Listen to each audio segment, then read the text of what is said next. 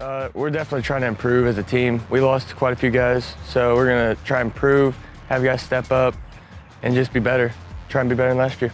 I feel that our team has been improving every day. We started out really young. We still are really young, but those young players are improving to play the bigger roles that they need to this year.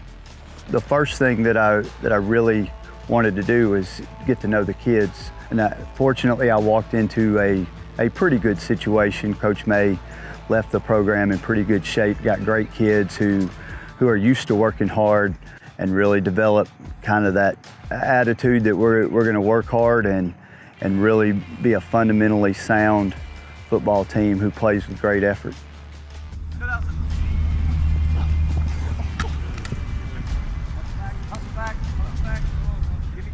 The culture is really awesome for me because all of my teammates are really great. We all are like really close. We all hang out. I'm friends with everyone. It's just really awesome being close with all your teammates, which a lot of schools aren't really like that. So I really enjoy being close with all my friends and teammates.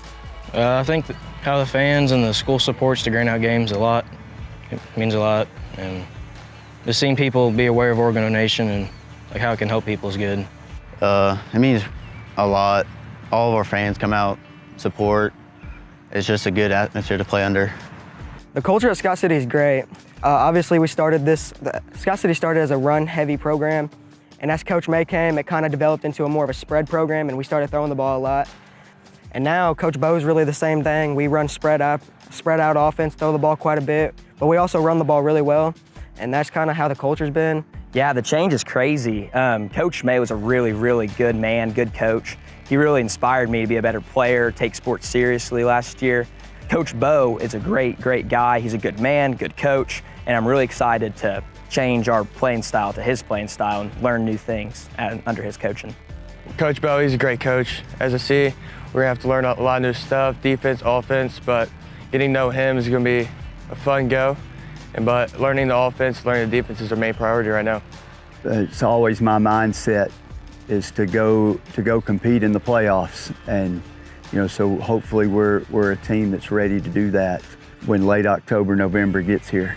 I think we'll be a better team than when we start. I mean, that's every team's goal, but I feel like we'll be developed a lot better and we'll be a pretty decent team. I want to be past districts. Hopefully we improve during the season, not go down. Well, for the team, I hope we're holding up a state championship. Everyone's cheering our names, and we're just winners. And for myself, I just hope I'm a good teammate, I stay healthy, and that's about it. Just stay healthy, be a good teammate, be a good player.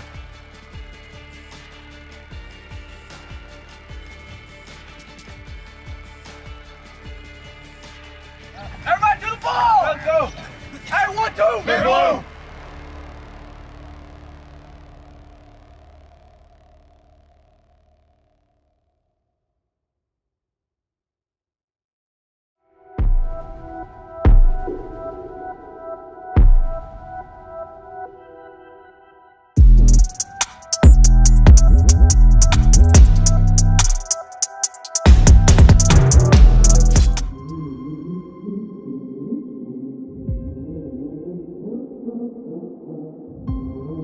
Man, one thing I just love about this game is the process of it all. This sport is just, it's every week's a season. Just having that bond and just having the crowd every night running out the tunnel, it's awesome. And just the adrenaline that goes on during a close game, but stuff like that, I love it. Once you get into Portageville Bulldogs, you stay there. Are they nice? Just love coming out here, seeing people in the stands. Once I get on the football field, I lock in and do my thing. It's just the grit, just the toughness of it. It's just fun to always be constantly hitting somebody or just constantly battling somebody. I love most about football is just being out here to come play with your friends and the competitive aspect of just playing in front of a crowd and playing for this team. Yeah, we've always grew up playing baseball, but football is just something different. Getting to go out there with your boys all the time, banging helmets is just so much fun.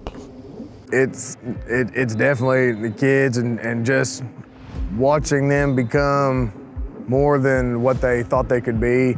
I just love being able to lead the team and you know, it's an honor to be able to come out and play with these guys. We usually, like in the locker room or in the weight room, we're always yelling, screaming, you know, getting everybody hyped right before we do like a big bench or whatever.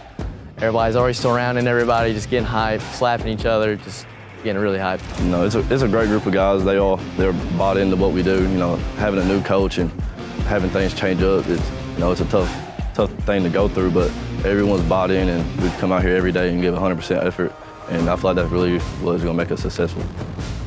I'd hope you'd say that I get everything I got at all times, because it's the truth. And I'm here to win. Hopefully they think the same thing, and they do the same thing. Yeah, I really respect our linemen and our big boys, because they don't get all of the praise and respect they deserve, but they really bought in, and that's big for the team. It just came to me one day, seeing my dad playing in the yard, throwing the football. So I just went out there with him and started throwing the football with him. That's how I started loving football. The lights, the crowd, just the cheering on the fans there. Just something great to be a part of. I feel like we got a really big home field advantage, because every time we come out here, there's a big crowd, and they always show out for us, and that's what I love about Portageville. Really, there's nothing, it's once again, it's a very unique sport compared to all other, sports even that you play in high school. But just that atmosphere on the Friday night, it's electric. You can feel it, you can smell it, it's just one of those things where, and especially if you're rolling, it's a lot of fun because you got a lot of support behind you. Well, of course, we always hope to have a state championship in a ring. But I think to do that, we definitely got to have grittiness this year. You always have to be positive. Can't get down on yourself. We have to make sure that we are working at all times, which we are. A lot of them boys out there, they got some grittiness. Everybody wants to win this year. We want to prove people wrong, so hopefully we can get there. It'll take work, but we can do it.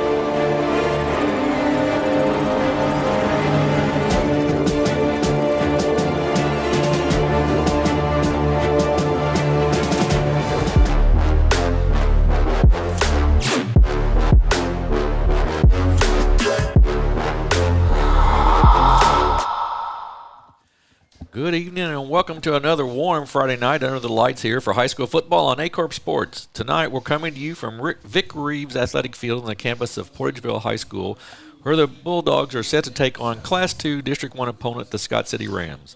Alongside my broadcast partner for the evening, Corey Sisk, I'm Jim Riker, and we're ready to bring you all the action. Good evening, Jim. Good evening, everyone. I'm excited to be part of tonight's broadcast. These two teams have developed a pretty good rivalry over the last several years. Being district opponents has made for a much more heated rivalry and matchup. Portageville is currently the number 1 seed in the district, and Scott City's coming off a loss last week to Hayti. Right here on Aycorp Sports is seeded number 4.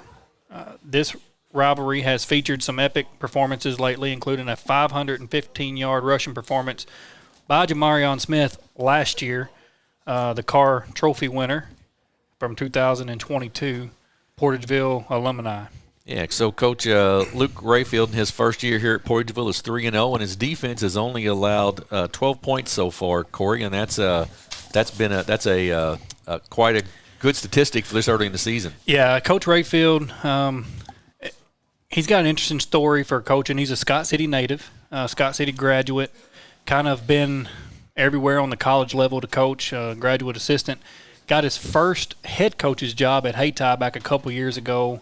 Didn't have the season he wanted. Went to Hayti last year as a defensive coordinator. And when Coach Penrod vacated this spot, Coach Rayfield was selected as the head coach. He is a defensive coach, a very good coach, and he's going to have his guys ready to play. Scott City, coached by Brian Byland. He's 2-1. Of course, last week they lost to Hayti here on on Aycorp Sports. That's the only common opponent so far between the two, and Portageville really handled Hayti, but you can't always match up with, number game to game. No, as you mentioned, week before last, Portageville beat Hayti 36-6, I believe is what it was. Hayti went into Scott City last week, Jim, and really surprised everybody. All the listening areas, I think, surprised Scott City fans, even surprised some of their Hayti fans. I think we saw a lot of speed from Hayti, a lot of young talent from Hayti, but for Scott City, I just don't think they were expecting what Hayti was going to bring them. Now, what I will say is Portageville, it could go either way tonight. Portageville doesn't have a real strong passing game, but they have a very strong running game. And what we saw from Scott City last week is their passing game was kind of strong, and the running game was down just a little bit, but it was explosive at times. Yeah, it'll be interesting to see because typically Scott City would be a run-dominated game, and we know Portageville is for sure. So it'll be interesting to see if Scott City tries to mix it up again a little bit, because it may be that Portageville's, from watching some video on them, they might be a little bit susceptible to the pass, so that might give Gloff. We noticed last week Jackson Gloff, the quarterback, really has a nice arm. Yes, and we saw a bunch of really long passes and really nice completed passes from Gloff last week, and we also saw Andrew Hayden out at wide receiver for Scott City, and we saw the Lane Miller kid. I feel like they were really strong on those ends for receivers for Scott City, and if it's anywhere close to them, they're going to make a play.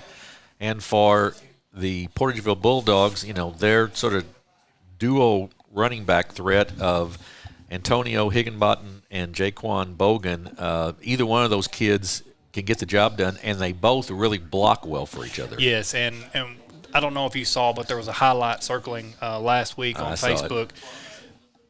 Jaquan Bowden delivered a beautiful block, but it was a hard block, and I don't even know if the kid from Confluence Prep realized what hit him, but delivered a beautiful block, and Higginbottom pulled off what was probably a 60, 65-yard touchdown run because of that block. Yeah, it was. It was a terrific block. You're exactly right. You mentioned earlier about the where they stand in the districts, and this district is a difficult one. I mean, this Class 2 District 1, you've got, Portageville, like you mentioned, number 1, Crothersville undefeated number 2. Just to give you an idea how good it is, East Prairie is 2-1 and is at the very bottom of this district. So this district is tough. Yeah, and you mentioned that because East Prairie being 2-1, they beat New Madrid County Central. Close game, very good game, but New Madrid has got a slight lead on Portageville as far as points goes, which puts them ahead of East Prairie in the district. But you got Valley Catholic, and as I mentioned last week, anytime you see Valley Catholic in your district, you got to be a little bit concerned. But Jim, I'm going to tell you, Crothersville I think is the sleeper. We ain't seen much from them. We haven't had their broadcast, but I'm going to tell you right now, from the highlights I've seen, those boys I'm going to say they have a better chance of anybody coming out of this district. Yeah, I agree with that for sure. Portageville will receive to start the football game here. Officials for tonight's game?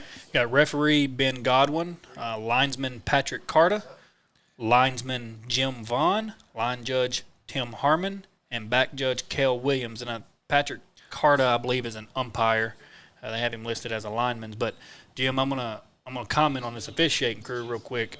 Tim Harmon, Kel Williams, Jim Vaughn, Ben Godwin, multiple state championship between this crew tonight. So you really have a good officiating crew. Yeah, very good one. Calling this game tonight. And that's funny because about half of that crew refereed the Dexter junior high game that I did a week ago. So these guys don't just do Friday nights. They also do the younger kids where they can get their games in as well. Right. So we are just about set here. Scott City is going to kick off, and that'll be Lane Miller who will be doing the kicking for the Rams. Deep for the Bulldogs, I believe, is – I'm having a hard time seeing through the screen here. It's going to be Deuce Higginbottom. Higginbottom back there. Well, Antonio Higginbottom, nickname was Deuce because he always wore the number 2 up until this year. He changed it to Uno, but he would not change his nickname.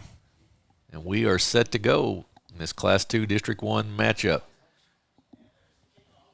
Squib kick picked up by Portageville up. He's at the 30 trying to circle back. Nice bring down there. I believe that was Underwood on the special teams to make the tackle, and Portageville will take over 1st and 10 inside their 30.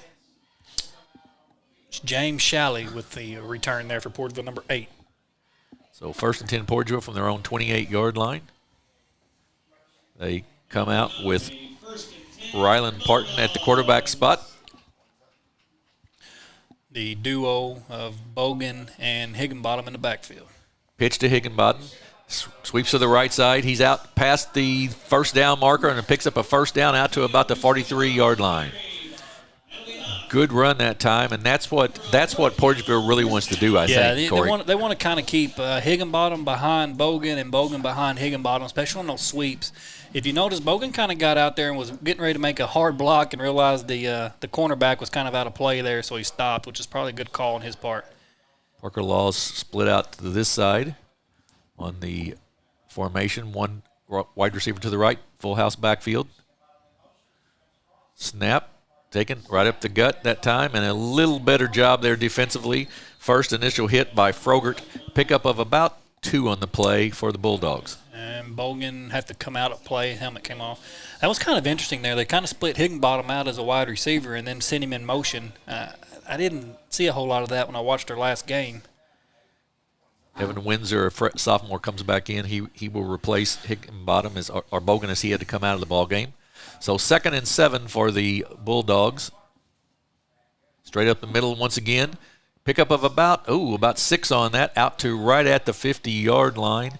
And that is going to be – I'm just trying to see who carried that. It looked like Pardon kept the ball. Yeah, maybe he did. Pardon kept that himself. And it brings up a 3rd down and about 2. Good offensive line by Portageville, and then we'll have a jump, and that'll be an offsides, I believe. We'll see if that's what the call is. It is offsides on the defense, so that'll be an automatic first down. We saw that happen for Scott City with Hayti doing that a couple times last week, Corey. Yeah, and we really thought that was going to be an end result for Hayti when it came to the end of the ball game. We really thought that it was going to hurt them, but they seemed to get a little bit better at that in the second half.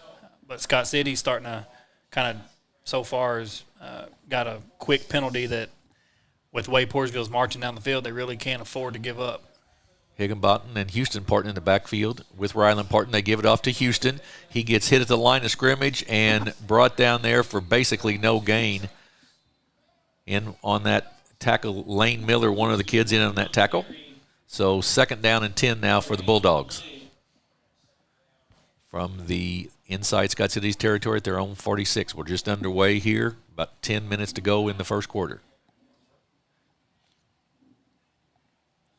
It's Parton and Bogan in the backfield now, along with Ryland Parton, the quarterback. Higginbottom split out in motion. And we're going to have procedure this time on the Bulldogs as the right side of the offensive line jumped. So it'll bring up 2nd down and about 15 now for the Bulldogs. So both teams have traded 5-yard penalties. Higginbottom runs to the right side and he'll split out to the right. As a flanker out there. Now he'll come back left side as Parker Laws also, so they switch the formation. Laws on the outside, Higginbotham on the inside. They give it off. Parton, left-handed quarterback, kicks it out right side. Higginbotham, he's got the catch at the 45, run out of bounds there fairly quickly by Lane Miller and by Jordan Dupree of the Rams, and it'll bring up a 3rd down and about 9. It was a nice little kick-out play there by Pardon. Kind of a little throwing on the run play. A little short pass, didn't get much out of it. But nice catch by Higginbottom and got about 4 yards, 3 yards. So it helped. It was a nice little kick-out play there, a little short dump pass. So Parton and Bogan again in the backfield. Law split out far right, inside right with Higginbottom. Ryland Parton behind center. Takes it, hands it off to Bogan. He cuts right, then stacked up there after about a 3-yard gain. Good job by the defensive line and the linebackers there. Underwood, one of the ones on the tackle for the Rams. They really made some adjustments to that. Last week, that was kind of Hayti's sweet spot there, right up the gut. It looks like Scott City went to the game film and made some corrections to that, and they've really done a good job at kind of tightening that up tonight. So Portageville will go with 4 wideouts, 2 left, 2 right. Evan Windsor, and I believe that is Parton down here on this side. Higginbotham and Laws on the top of your screen. Looks to the sideline to see if they're going to change the play. We've got 1 on the play clock, and we'll have a timeout call, or they were going to get a delay of game. So it'll be a timeout for the Bulldogs. We're tied at 0, 8:39 to go in the first quarter. 4th down and 6 for Portageville when we come back here on Aycorp Sports.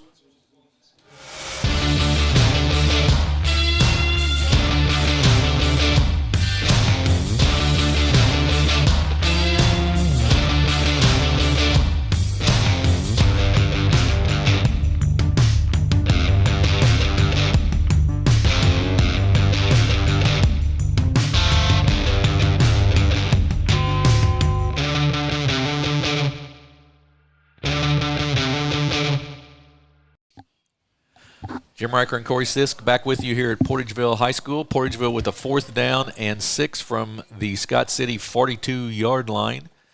And a big play sort of early in this game. Scott City can really pick up some momentum here if they can stop. Yes. Scott City, you know, I look for them going out here and just maybe trying to test the corner, the secondary of three wides right. Parton throws. It's knocked away, dropped, incomplete, and it'll be a turnover on downs, and it'll go back to the Rams. Really a pretty good pass there, just bounced out of the receiver's hands. I figured Portageville would come out and try to test the Scott City secondary there, and Jim, he would have had a first down had he called it. I mean, Absolutely. That was a very good pass, and it was right on target by Riley Parton. So Jackson Gloff brings the offense out now for the Rams for the first time tonight. He'll move Froggatt to the right side, as well as Lane Holder. He'll have Rustin Underwood in the backfield with him. In motion, they fake it, give it off to Underwood. He's hit at the line of scrimmage and brought down for no gain. It's going to be in there as well, I believe, maybe Bogan in on that tackle. Yeah, I think it was Jaquan Bogan, number 4. So 2nd down here. Neither team having a lot of success running the football. One nice play for Portageville, but that's been about it. That's it, yeah. And I really think Scott City's going to try to really pick apart the Portageville defense, which their weakest part of the Portageville's defense is probably going to be in their secondary there. I just don't know if they have the speed or the size to cover Scott City. Well, we'll see here. Gloff back to pass. Nice rush. He gets away from it, though. Cuts up the field. Gets to the 45, up to the 50, and should have right at a first down. He got away from the pressure, which I believe came from Maddox Morgan. He got around him and picks up. It's just going to be just about a half a yard short. 3rd down and about a half a yard for the Rams. This would be a Rusty Underwood situation, you would think. Yeah, and credit to I don't know who that young man was on Portageville's defensive end there, but he really got around that lineman, offensive line, and just got back there and almost had him a sack. Gloff gets the offsides that he was looking for. We saw him do that last week against Hayti. He does that hard call and gets the offsides and gets the automatic first down then. Yeah, and this goes back to what I said about Scott City. Portageville cannot give up this many yards early on in penalties, especially when Scott City's this close in your territory. So Gloss in the backfield as quarterback. He looks to the bench to get a play call. Underwood with him back there. Hayden on the left side. Also Holder split out left. Miller in the wing. They give it off to Underwood. He goes up. He gets to about the 43, 42-yard line. A pickup of about 3 on the play will bring up 2nd down and approximately 7. Underwood's had the last couple of weeks really has had a tough running time because Hayti, that defensive line wasn't very big, but man, they were quick and they were quick to get the stop. Yes, and they really had that run game of Scott City's figured out early on. Portageville, I don't know if they went to the drawing board and something similar with Hayti, but that middle, other than that run by Jackson Gloff, that middle's really not been open on the up the gut tonight. 3 wide receivers right for the Rams, 1 left. Gloff takes the snap, looks, throws a screen out to Miller. He catches it, and nice open field tackle right there. That is brought down by Jay Bogan, and boy, that was a beautiful open field tackle. Yeah, Jaquan Bogan read the pass, had his eyes on Miller, and as soon as Miller caught the pass, he had nowhere to go. Bogan was just all over him. So basically no gain, 3rd down and 7 now for the Rams at the Portageville 42-yard line. So between the 40s are getting a workout right now, Corey. They'll have to plant new grass pretty soon out there. And we're going to have the water break timeout, and that's a needed one tonight, folks, with the temperature the way it is. So we've got 6 minutes to go in the first quarter. No score. We'll take a break and be back here on Aycorp Sports.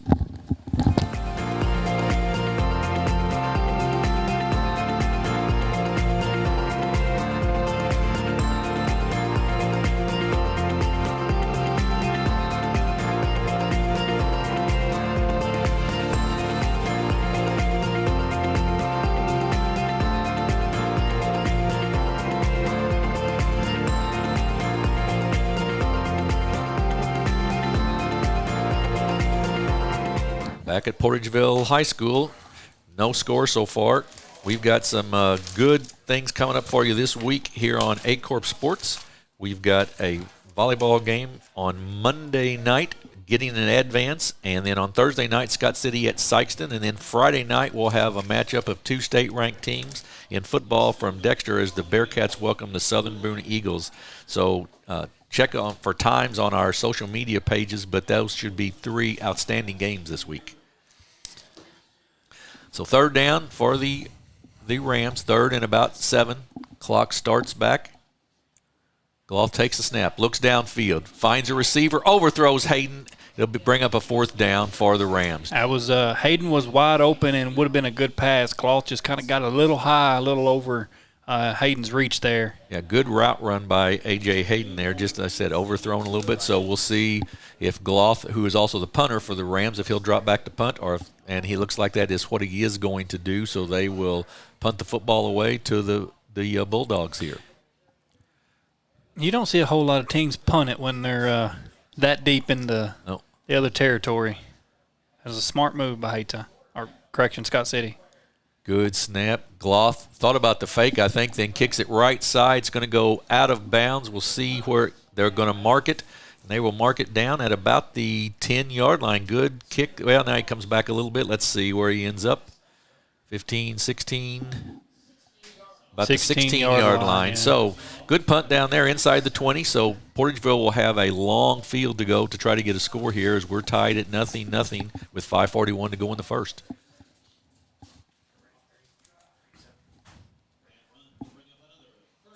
We've got Bogan and Parton in the backfield. Higginbotham split out wide right for the Bulldogs. Tied in place for the Bulldogs as well. Snap taken off to Bogan, and he's caught right there and brought down quickly. That is Froggatt, who made the initial contact for the Rams, and will bring up a 2nd down. A nice defensive stand there by the Rams. Yeah, the defensive line for the Scott City Rams are just kind of overpowering the offensive line for the Portageville Bulldogs. If you're Coach Rayfield, you gotta be wondering if he's not going to reel his guys in a little bit, and they're getting back there. They're allowing them to get back there. Ryland Parton calls signals. Give it back to Bogan. Big hole up the right side that time, and big run finally brought down. He's going to be all the way out to about the 27-yard line. That was a huge run by Bogan. Yeah, he got plenty of yards plus made up the ones he lost. It was a big hole. This is a great job here. It looked like Scott City just left a tackle open there, and Bogan found the hole and went followed his lineman right up the field. Absolutely. 1st down for the Bulldogs from the 27. Bogan in the backfield. He gets it Parton. Yep, Bogan gets it, and we'll pick up about 4 on the play. Thought Parton was going to keep that for a second, but he hands it off, and it's 2nd down at about 6. I think Scott City, there was maybe a discussion this week about being a little more intense. Yeah, I would agree with that, yeah. So 2nd and 6 for the Bulldogs. Ryland Parton they give it off to Bogan right side. He's going to be brought down there, and we're going to see there's a fumble on the play possibly. I think there is a fumble. Was there a fumble or did he keep it? No, I think there's a fumble on the play, and it's going to be a turnover, and the Rams are going to come away with it. We'll see here, watch it on instant replay, what happened. I don't know if it was a bad handoff or he tries to give it to Bogan. It's sort of Bogan had it. Looks like he had it under his elbow there and just kind of dropped it when he started to make his cut. Yeah, so Scott City in great position here at the 29-yard line of the Portageville Bulldogs, their first real scoring opportunity tonight. Hayden splits out right. Got Jackson Gloth in there, quarterback, calling the signals out. He takes it, drops straight back to pass. He looks downfield. Sack going to be made. And that is Parker Laws, the sophomore, with the sack, a loss of about 7. Yeah, Parker Laws, he's the young man that got back there on the last drive for Scott City. Kind of threw off some things there for the quarterback. You see he kind of comes around the end there, number 57, and just nice job by Parker Laws. Just broke down the defense and a big loss there. So second down and about 16 now for the Rams. And the Bulldogs needed that after the turnover. They needed a big play defensively, and they got it from the sophomore. They sure did. You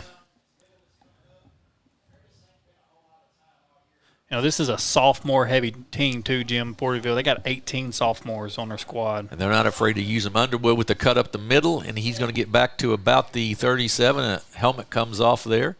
So that will mean that number 57, which is Leland Parker, will have to go off, and they'll bring another offensive lineman in. So third down now, and that was a pickup of about 2, so third down and 14.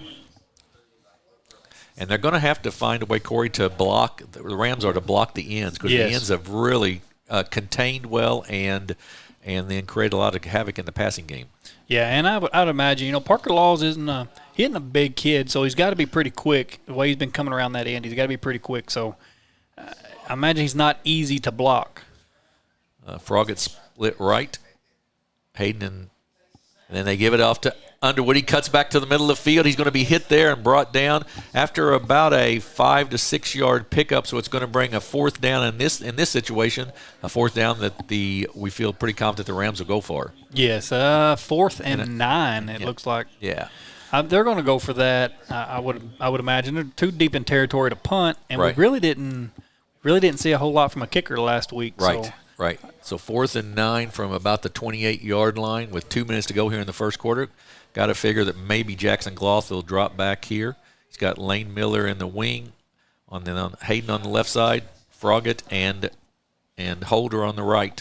If you've noticed, Jim, they've got a double team there on Parker Laws, and he still got through, Jim. Middle screen that time, and read very nicely, knocked away, and will be a turnover on downs back to the Bulldogs. If you're Coach Rayfield, you are happy with your defense after that series. Yeah, I think it was a good call there to try to get with the penetration that was coming, let that penetration come and throw the screen, but just a little overthrown and really sniffed out nicely as well. That's a great job by the linebackers there, too, to kind of stay in position, keep their eye on the ball. You know, Haytai last week kind of got burned on that a little bit. Their linebackers would want to kind of rush up or go deep, and they didn't really stay in the middle. And Scott City was just having that open every time. And Portageville did a really good job at their linebackers did a really good job at staying contained.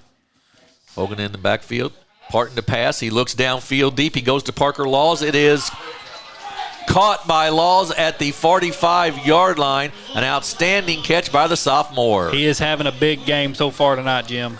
Great pass and a good pass there by Ryland Parton too. Good protection by the defense, or by the offensive line, I mean, and nice coverage. Laws just went up to get it. Yeah, great job by Parker Laws. So 3 wideouts to the right, 1 to the left, and Bogan in the backfield by himself for the Bulldogs as they are in the Scott City territory.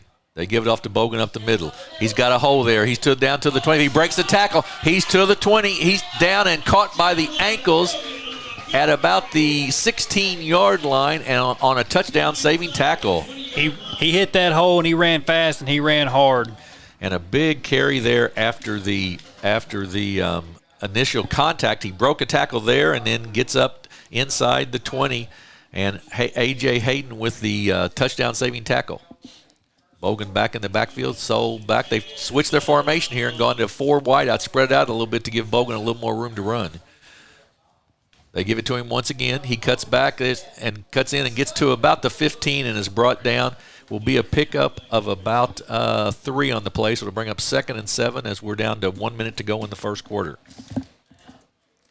That was a Jamarion Smith type run there, Jim. Yeah, it was. You're exactly right. Exactly. Now you're calling. That's a pretty big name to call out right there. I'll tell you what. We were privileged with a lot of big plays from that kid last year. Absolutely right. Wildcat goes off to Parton. Houston Parton, he gets around to the left side. He's going to get to the end zone and in for the touchdown. Great job. Houston Parton, the senior from the Wildcat, gets around the corner into the end zone and gives Portageville a 6-0 lead. I believe they call it Wild Dog, not Wildcat. Excuse me. Formation, yeah. So good move around, and they'll go back to. There's the just a really nice call by the coaching staff of Portageville there. They line up for the 2-point conversion.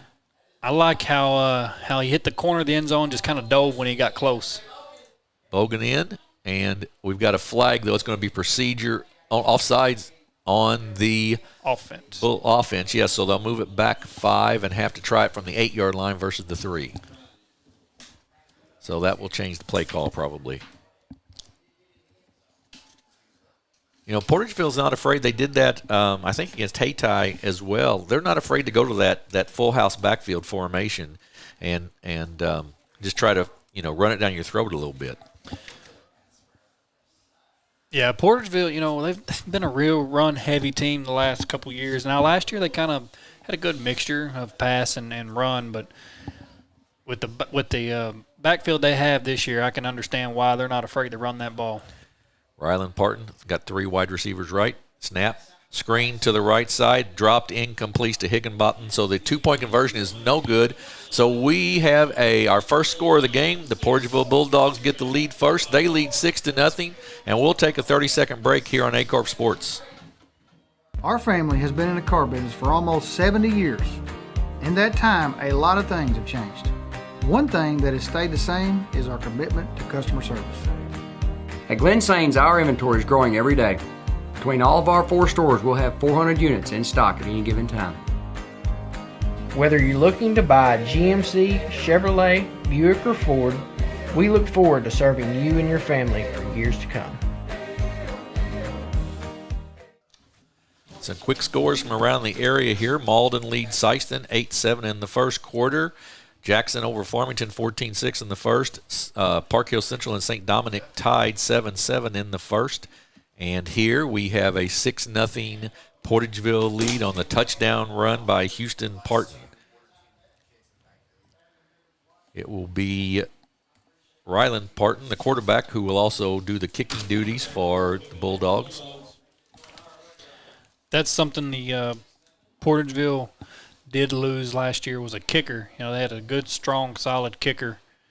They kind of lost that a little bit this year, which we were talking last week. Really no high school teams in the area really have a good, strong kicker. Exactly right. Holder deep.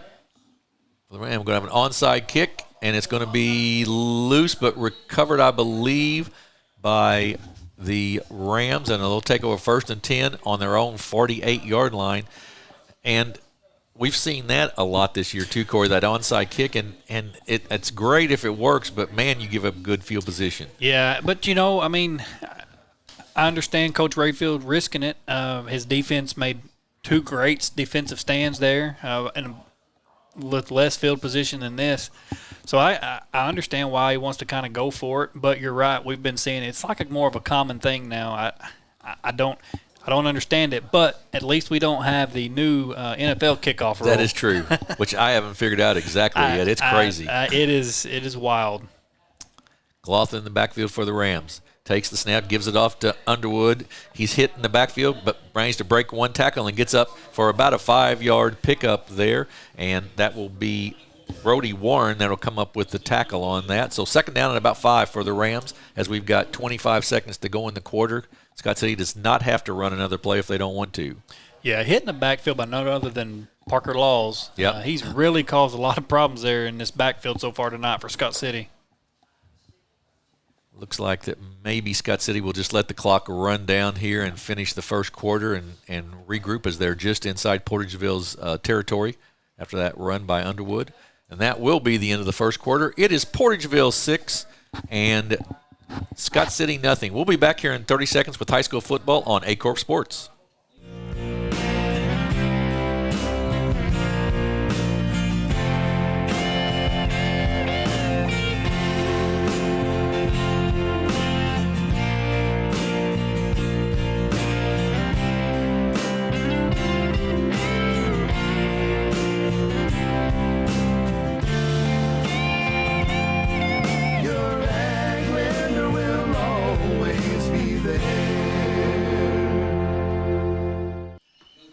We are back at Portageville High School. Scott City with the football. Second down and about 5 from the Portageville 48-yard line after the onside kick was recovered.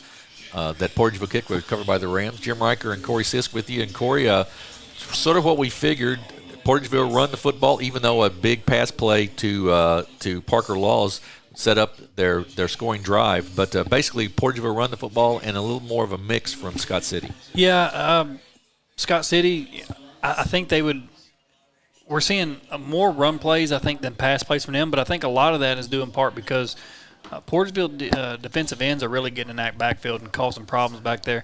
As far as Portageville, we expected to see a lot of run from them. We've heard Deuce Higginbottom or Antonio Higginbottom and Jaquan Bogan's name as far as how what a stout runners they've been all year. But what we didn't hear was the Pardon kid. And he came around that end while ago and got to the corner of the end zone. So he was kind of a sleeper on our roster here. Yeah. We didn't hear much about him, but he's really proven that he can run that ball stout too. Scott City with 3 wideouts. Underwood in the backfield.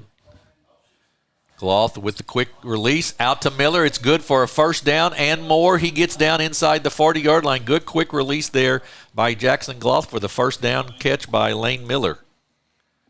We saw Miller last week sort of cramp up getting into the end zone on one touchdown catch he made, and it looks like no ill effects from that. Yeah, we were kind of worried about him. It looked like, I don't know if it was a cramp or if he came down wrong. Right. I'm still not real sure what happened there, but about the last 10 yards of that run was all a limp for him. But he made it into the end zone and looks like he's back tonight, so thankfully that wasn't a major injury for him.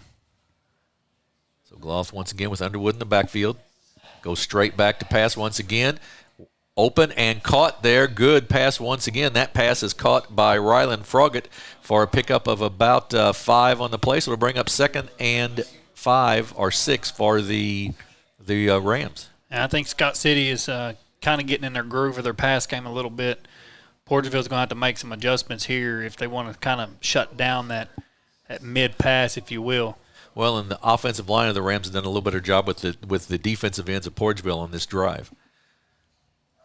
Hayden comes to the left side of your screen. That's Miller and Holder and Froggett on the top on the right. Cloth and Underwood in the backfield. Cloth takes the snap, rolls right. He's going to keep it himself. He's going to try to turn the corner, does a little bit, and will pick up about 3 to 4 on that. It will bring up a 3rd down and about 2. That was a designated run all the way. 3rd and about 3 for the Rams now. They are just at the 31 of the Bulldogs. Hoping to capitalize here and get 3 more shots. All look at their wristbands has become the thing to do, and how the play is called. Gloth still in the backfield with Underwood. Been inconsistent tonight. He keeps it himself. Gloth up the middle. He's to the 20. He's to the 15 and brought down inside the 15-yard line. Just once again a quarterback keeper. And he's run the ball pretty well over the course of the year. He's got 40 carries for 235 yards before this game, averaging 6 yards a carry. So they're not afraid to put the ball in his hands and let him run it. No, and you know what, we discussed it a little bit last week too. We heard about his run skills, didn't really know much about his passing skills, but he's really proved to kind of be an all-around asset as far as getting the ball thrown out there, running the ball. He's a threat on all levels. 2 wideouts left. Froggett in as a tight end. Gloth goes back to pass once again. He looks down the field, throws it up wide open in the end zone. It is caught for a touchdown.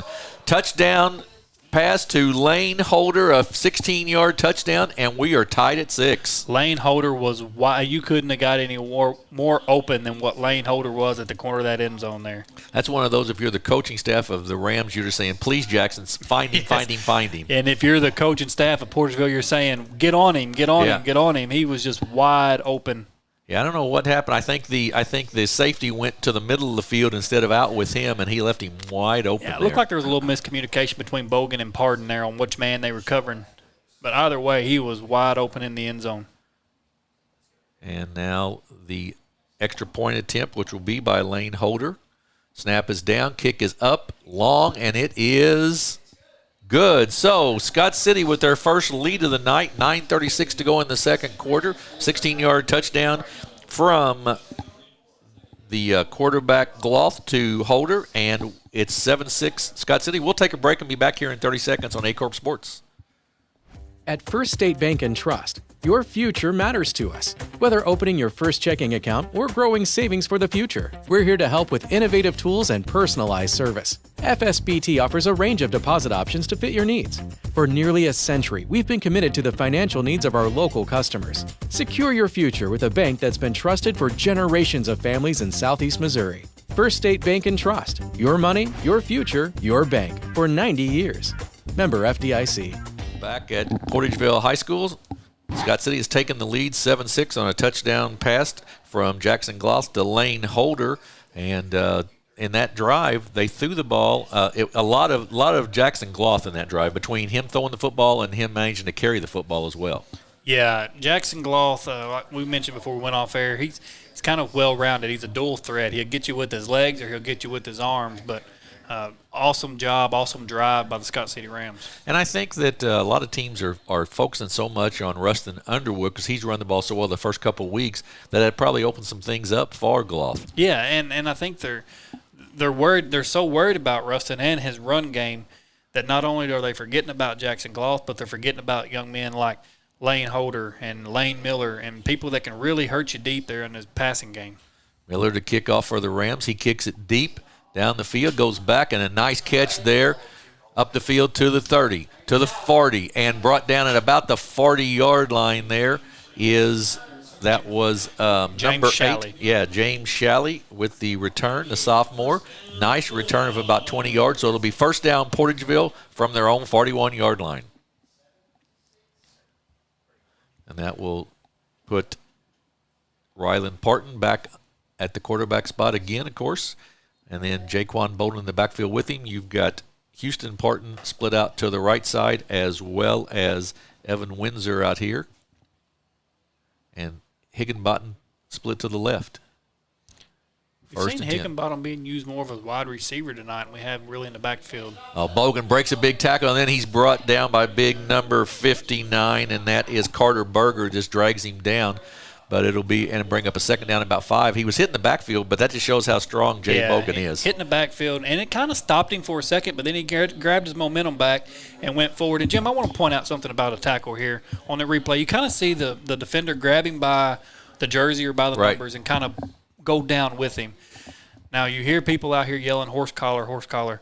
By rule, that is not a horse collar. It did not stop his momentum and did not move him backwards. Bogan, big run. He's to the 40. They're not going to 30, to the 20, 10, 5, and touchdown. Jaquan Bogan off of the right tackle goes all the way for 6, and Portageville takes the lead right back.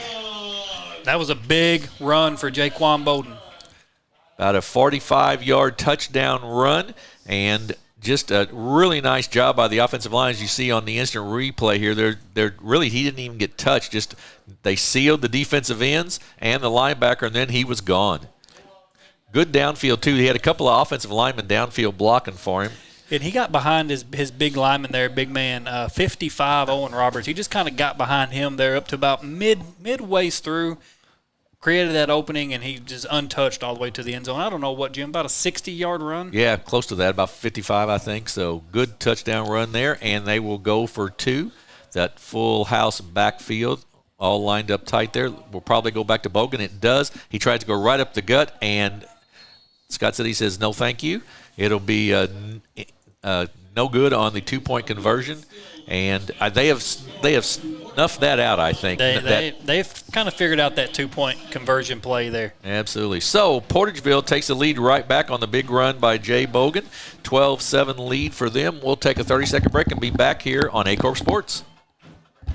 What First State Community Bank means to me is, it says it in its name, community. We're family, we care about one another, whether it's in our SEMO markets or we can reach out to someone in Farmington, Columbia. They're always there to assist. We are very customer focused. Our employees do a great job with listening to the customers. The tellers know 100% of all customers by their name. If you want to feel at home, then walk into the doors of First State Community Bank. We're back at Portageville High School. Some other scores from around the area. St. Dominic leads Park Hill Central 14-7. Jackson 21-6 over Farmington. Dexter leads 8-0 over East Prairie. 8-7 Malden over Sykeston in the first quarter. And here we've got a 12-7 Portageville lead. Portageville to kick off. Down the field, nice long kick. Going to be out of bounds, though I think it will. And there'll be a flag down, so that will move it out. And Mr. Referee, tell me, to the 35, is that right? 40-yard. The 40-yard line, all right. So, once again, good field position. And maybe that's why you do try the onside kick. You're only giving up 10 yards if you kick it out of bounds, you know. So, so Scott City will take the ball at their 35? 35, yeah. Okay. 35, and we'll take over their 1st and 10. So 12-7, Portage with the lead. No offense hardly in the first quarter, and all of a sudden we've really opened it up here in the second. Jackson Gloth in the backfield. We'll see if Scott City wants to continue the passing game or try to control it on the ground a little bit. 2 wide out split right, 1 left for the Rams. 4 defensive linemen for the Portageville. Off to Underwood. He gets tackled at about the 36 or so. Just a pickup of about a yard, and Underwood has had a tough night running the football so far. Yeah, Portageville, you can really tell they spent a lot of time on practice focused on number 24. I mean, he's been averaging 6.5 yards a carry, had 75 carries, and he's nowhere near that tonight for sure. Probably a yard maybe. Right. Yard and a half at tops on average tonight. Now, Jackson Gloth, they didn't spend a whole lot of time focusing on him in practice, and he's really kind of hurt him with his legs a little bit. Yeah, he really has. Hayden out to the left side here. In motion is Miller. They fake to him. That pass outside, wide open, caught. Nice open field tackle over there, though. That is Evan Windsor on the tackle and Froggatt on the catch, and it's going to bring up 3rd down and about 2 for the Rams. So it gives them the option to run or pass here. And that's what sort of when you're on 2nd and long, Corey, that's what you want. You want to get to yourself an option on 3rd down. Yeah, and they're close enough.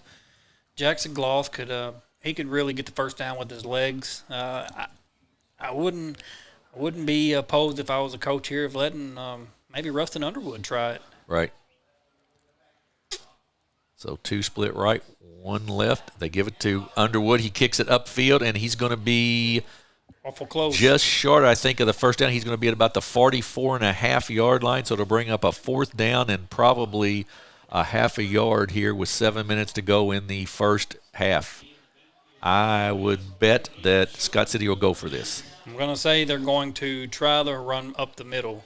And this is where I know I'm old school, but this is where I'd love to see where a quarterback needs to go under center. I would agree with that, and we saw that last week. Right. With what was the J.C. Ford at J.C. Hayti. Ford. Yep. We saw that. He just kind of went up center and got a yard or 2 and dove for about another 2. Right. Yeah, because all you want here is a half a yard. So they snap it to Gloth. He gives it off to Underwood. He will. I think he might be short. Let's see where they mark. Looks like on this side of the field, the linesman has got it. Yeah, got it out to about the 45.5. So they picked up the yard they needed for the first down, and Scott City will keep the drive alive at their 46-yard line. And I know that we were talking about going under center. I know that most teams don't do that anymore, but just there's that occasion you just really need that down the goal line, or you need a half a yard right there. So Scott City, though, does pick up the first down, and they bring out Miller as the tight end there, and then actually the flanker. Holder out on the left side as well as Froggatt. Gloff rolls to his right, looks deep. He's going to give it down long to Holder and overthrows him by about 5 yards. Just overthrew him. He had a step on his defender, but just an overthrown pass. Yeah, and I always say if the receiver would have been just a little bit faster, he could have caught it, and that's the case. But I think Gloff was just he realized he was open, and he was trying to. I think he underestimated the speed there of Holder. Yeah, and just kind of got it over him just a little bit. But it was, I thought, overall great pass, great route running. Yeah, it was, and it's a tough pass for a right-handed quarterback to roll to your left like that and throw it downfield. It's not that easy, but overthrown. So 2nd and 10, and it was a good shot for Scott City to take. And they'll have it 2nd and 10 now, with Underwood in the backfield with Gloff. Snap. He keeps it himself. He kicks out and gets about 4 on that. He'll be brought down right short of the 50-yard line, so it'll bring up a 3rd down and about 6 for the Rams. Brought down there by Brody Warren, sophomore. And we've got a timeout with 6 minutes to go in the quarter for a water break. We're going to take one as well. We need some water break as well. It's 12 for Portageville, 7 for Scott City. We'll be right back in 30 seconds on Aycorp Sports. The best things in life never change. They just get better, like Hardee's Original Bag. Back and better than ever. Just $6.99. Mix and match any 2 full-size favorites. A juicy charbroiled double cheeseburger, melty hot ham and cheese sandwich, or crispy hand-breaded chicken tender wrap. Any 2 plus fries and a drink, all just $6.99. Hardee's Original Bag, loaded with handcrafted goodness. It's the greatest meal deal for your buck. Back at Portageville High School, Scott City with the football, 3rd and 6 from their own 49-yard line. We just had the mid-quarter water break here on what's a warm night in Portageville, Missouri. 12-7 Portageville with the lead. And Corey, once again, you give Jackson Gloff sort of the option here, probably a run-pass option situation where he can either take it upfield or try to find one of his receivers open. Yeah, or do like they kind of did last drive and kind of give it to Rustin Underwood. He was about in this same situation. He got up there to about a yard or so short. But you definitely got some options if you're Scott City, and you got some good options. Snap to Gloff. He gets it open. Pass is overthrown. Bogan stepped in front and then over the hands of Hayden and incomplete, and it'll bring up a 4th down. Jim, he had a wide open lane, Miller. Just right. We don't have the replay of it, but he had a wide open lane, Miller, kind of in the same vicinity that he had Hayden there, or Holden. So it'll be 4th down, and Jackson Gloff will go back to punt for the Rams. Always interesting when your quarterback is also your punter. Gives you some options. And that's something that you also see a lot of high school teams doing, is that their quarterback just kind of stays back there and punts it. So Gloff to punt. Good snap. Gloff, little running pooch kick, gets it down. Nice kick down the field's going to roll down inside the 10, down to about the 9-yard line. It'll be downed right there. So good punt of about 40 yards or so by Gloff, and 1st and 10 now for Portageville inside their own 10. It's Jackson Gloff, he's only a junior. He's got a chance to be a really sort of a special kid, particularly next year. Yeah, and I think we kind of talked about him a little bit last week. I think his freshman and sophomore year, he primarily played wide receiver. Right. That's exactly right, because they had the great quarterback in Panagas last year, who I think is playing at Truman State maybe now. So the Bulldogs 1st and 10 with the 12-7 lead. They've got Bogan and Parton in the backfield, flanked with Ryland Parton. Takes the snap. Ryland keeps it himself, and he will be brought down there still inside the 10-yard line, so not much of a pickup. Looks like Carter Berger may be on the tackle that time. Carter Berger was a kid that got in the backfield of Hayta last week and really kind of caused them some issues there early on. Yeah, Blake Sadler there as well. So 2nd down for Portageville, and no gain basically on that, so 2nd and 10. Once again, both those kids in the backfield, Parton and they give it off to Bogan, and there's going to be a flag, and we're going to have an offsides. I think somebody lined up offsides on Portageville, so that'll move it back 5 and bring up a 2nd and 15. Now you just to the point almost. You just sort of got to try to take care of the football and not make any major mistakes here. Yeah, you're awful close to a safety back there. So if I'm Portageville, I'm giving it to Bogan, seeing if he can't rip me off 10, 15 yards and kind of get me in a little bit of a safer territory there. So 2nd and 15 as Portageville looks at their wristbands on the play call, and Ryland Parton will take the snap for the Bulldogs from his quarterback spot. Takes it, gives it off to Houston Parton. He gets out, he breaks through, he gets out to the 20, to the 25, and gets the first down. Well, it was not Jaquan Bogan, it was Houston Parton, but Parton with a big run and opens up some ground. Yeah, almost the same kind of run we saw with Bogan earlier. Up the middle, nearly untouched until he got to about middle linebackers there. He was I would say made something out of nothing, but right. He really didn't have – he had something there. He had right. a wide open space. Yeah, good job by the offensive line there of Portageville. Parton looks downfield, got a man wide open. It's caught. He's at the 40. He's at the 30, to the 20, to the 15, to the 10, and he'll be brought down at the 6-yard line. That is Evan Windsor, who was wide open for the catch. And Jackson Gloth just turned on the jets, caught up to him, and made a save for the touchdown. Yeah, if he hadn't stumbled right there, he probably would have gotten all the way in. But Jackson Gloth does hustle down the field and gets the tackle at about the 6 or 7 yard line. But Portageville, 1st and goal now in the red zone at the 7 yard line. Houston Parton and Jay Bogan in the backfield. And if you're Coach Bo, you're sitting over there scratching your head wondering what went wrong there. Exactly right. What did you look at on the coverage that was wrong? They'll watch that on the video this week, yes. I would bet, a lot. Cross Howard comes in at a tight end spot. You got Higginbotham out here at the right. They give it off to Bogan. He cuts big hole there. He cuts up the middle, and he's in for 6. Touchdown, Jay Bogan and the Portageville Bulldogs. Just a nice, once again, the offensive line, Corey, opening up a nice hole there for Bogan to squeeze through. Yeah, it looks like maybe he picked his favorite target there. It looks like maybe Owen Roberts. Number 55. I think he just kind of went for number 54. That was Alex Hawks, so senior. He picked Alex Hawks and just went right up his hip, right into the end zone. So great job by that young man on the block. 18-7, Portageville with the lead, and they go for 2 now.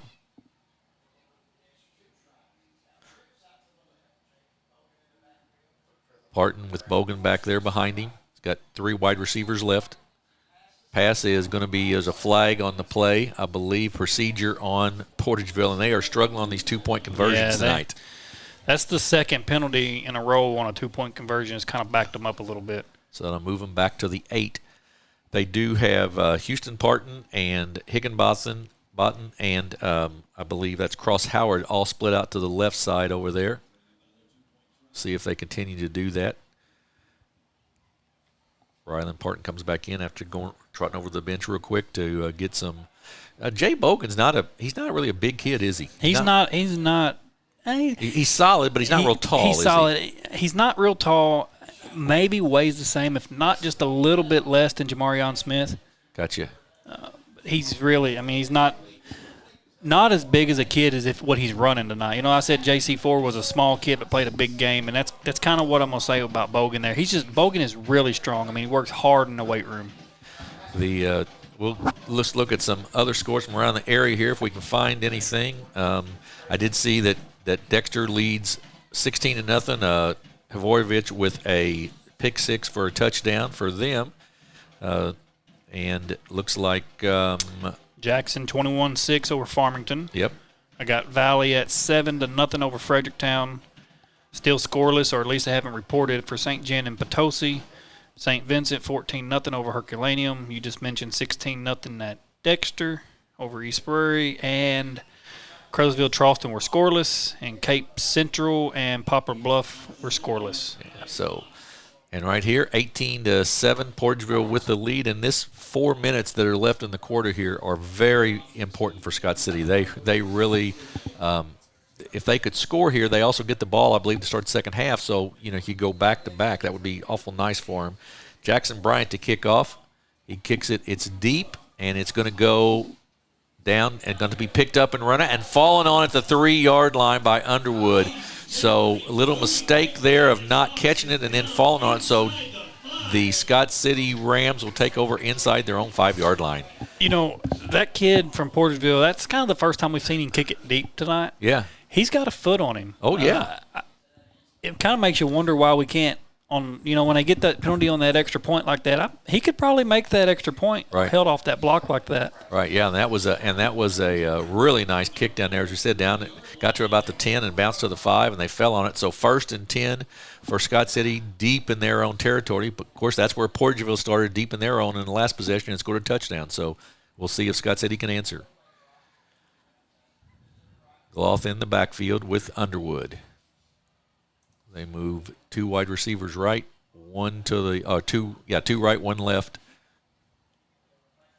Gloth gives it off to Underwood. He kicks outside. He kicks back up the middle. Now he tries to get back to the outside. He's going to be brought down there really at about the 6 or so, I believe. Maybe a yard or 2 on that play. Not much. A lot of running for not a lot of yardage pickup. That's right. Really on that. So 2nd down.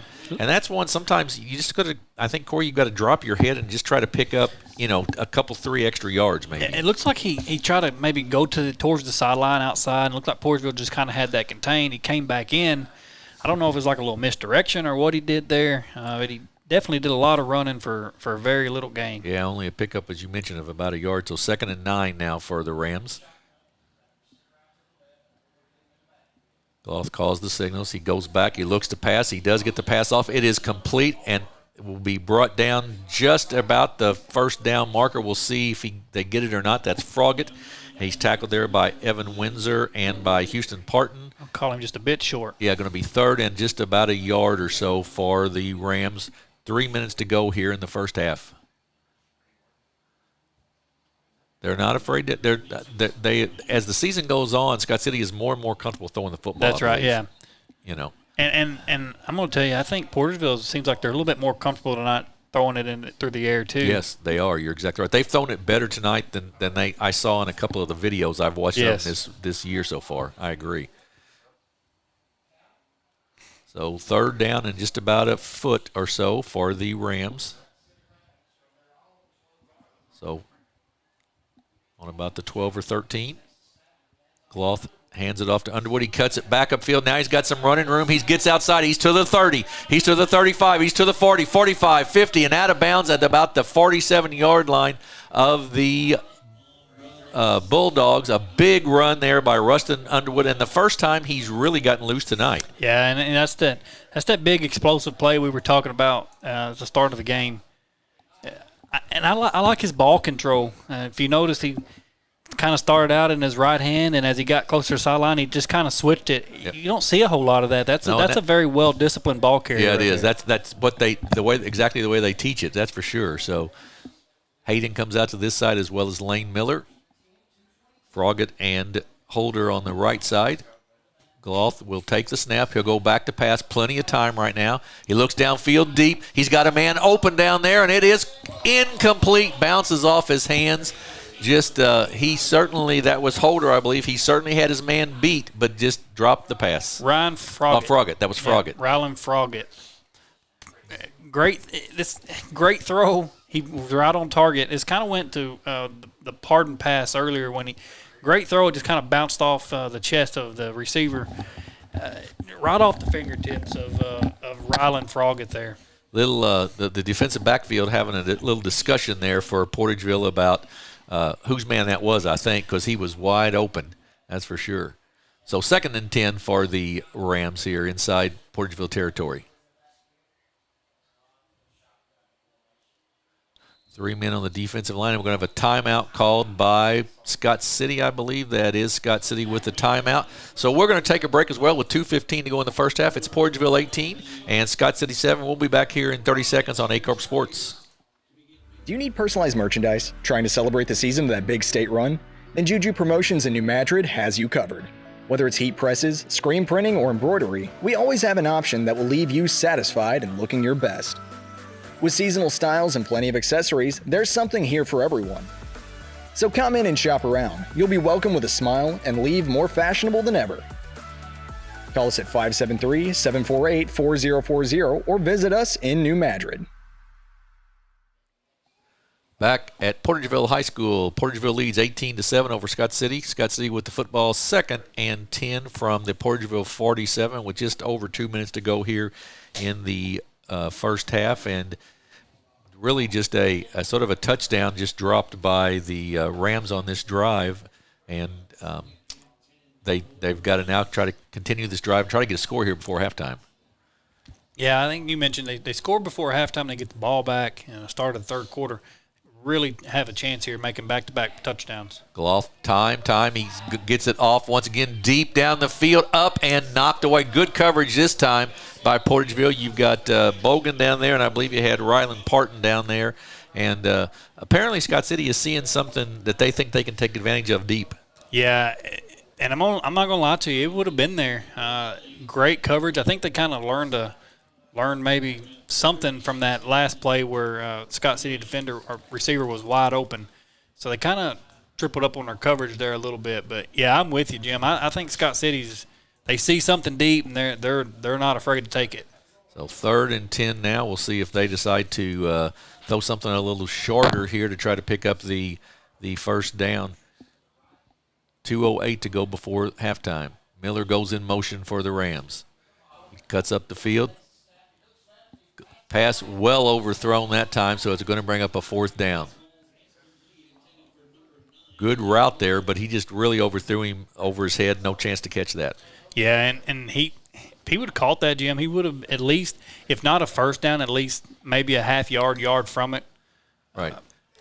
And that's obviously that's a long throw across the field like that, but and so it's 4th down, and it looks like that Scott City's going to go for it here with 2:04 to go before halftime. Now, if they don't get it, Portageville will have great field position in 2 minutes to try to get it down the field and increase the lead. And I'm not so sure there will be plenty of time for them to do that. Gloff goes back. Maddox quickly around the corner. Going to have a holding call. The pass is complete, but it's going to come back. A.J. Hayden with it. He's going to be down to the 15 or to the 20 and inside the 20, but that will come back on a hold. Maddox just got grabbed there in the backfield, the defensive end, as he circled around. Yeah, that's going to – So that'll force a punt. That'll force a punt. No question about that, because that will bring up 4th down and a lot right now. But that was an easy call for the official there because it was an obvious grab. So yeah, we could see it up here. Yeah, yep. And if we can see it, you can bet they're going to see it. No question. So 4th down now for the Rams, 4th and about 20 or so.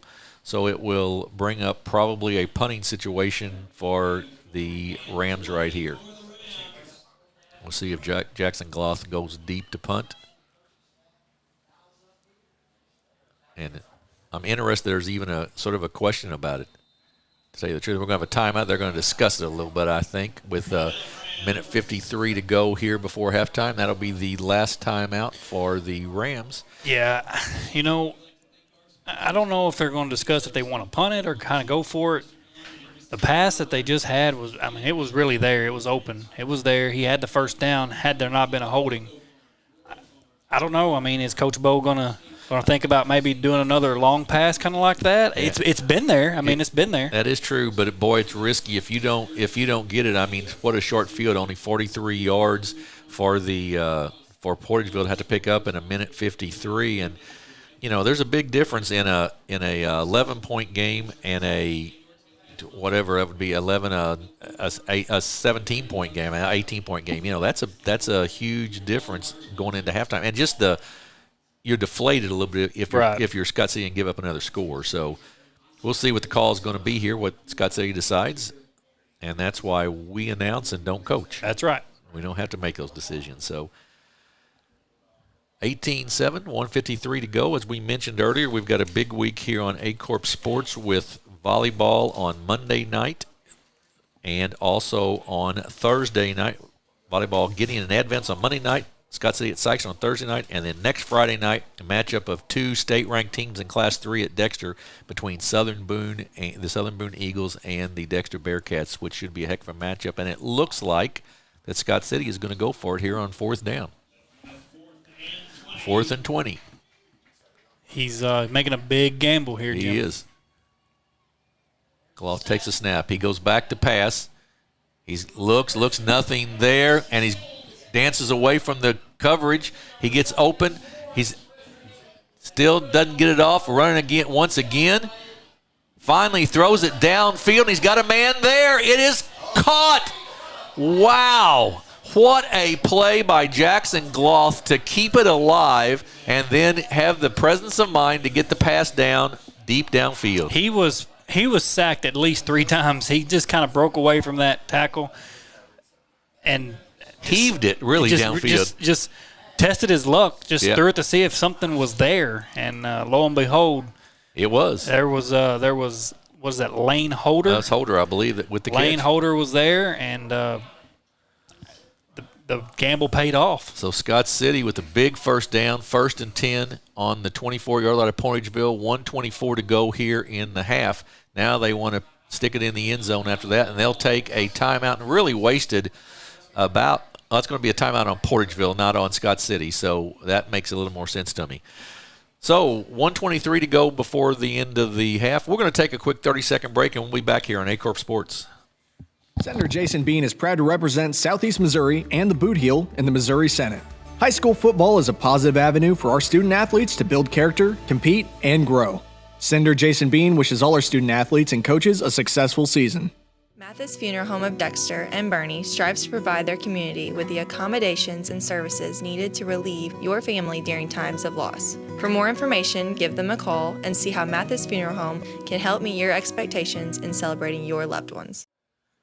Back at Portageville High School in Scott City with the football, 1st and 10 at the Portageville 24-yard line with 1:23 to go here before halftime after a big 4th down completion from Jackson Gloff to Lane Holder on a scramble by, looked like nobody will remember this name except me. I'm the only one old enough, like Fran Tarkington from the Minnesota Vikings years ago, scrambling around out there. So 1st down, and Jackson Gloff will be in the backfield and call the signals for the Rams. Takes the snap, rolls to his left, looks downfield, got a receiver there. It is incomplete. Just bounced a little bit, so it'll bring up 2nd and 10. Just short to I believe that was maybe Miller out there trying to make the catch. So 2nd and 10 for the Rams with 1:18 to go. And this is probably not a spot with only, well, you got one timeout left. You could run the ball one time if you wanted to, I think. And after that, you'd have to call a timeout and then probably put it in the air again. Yeah. Unless that one run pays off for you. Exactly right. Yeah. Unless you break it for a touchdown. That's exactly right. Hayden and Holder out to the left side. Froggatt to the right. A lot of pressure. He throws it on the run. Once again, it's caught. Oh, great catch by, I believe that is A.J. Hayden there. Bounced out of his hands, and then he brought it down with him. What a fantastic catch by A.J. Hayden. Nice hit, too, by Houston Pardon. Yeah, it was. And just kind of jarred the ball loose, it looked like, on the hit. And Hayden just kept his eyes on the ball and brought it down with him. That's great concentration by A.J. Hayden there. So 1st and 10 from the 14 now. They give it off to Underwood. He cuts it up the middle, and there he's tackled, and that'll be that last timeout, I believe, with 57 seconds or so. We'll see if they call one or not, and they will with 55 seconds to go to bring up 2nd down and 10. We'll keep it right here. Now, Corey, I think you're in a spot where Gloff's got to put the ball in the air pretty much. Yeah, he's got to.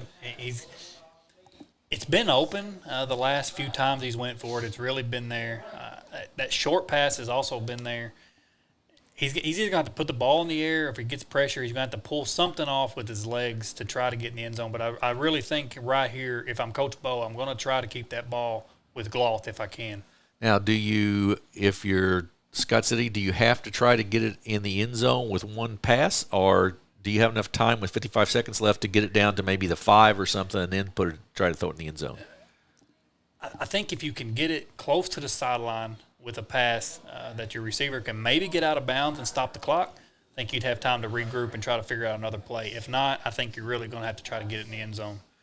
So we'll see what Coach Bo draws up here for the Rams. This would be a big score. They trail 18-7 with 55 seconds to go before halftime.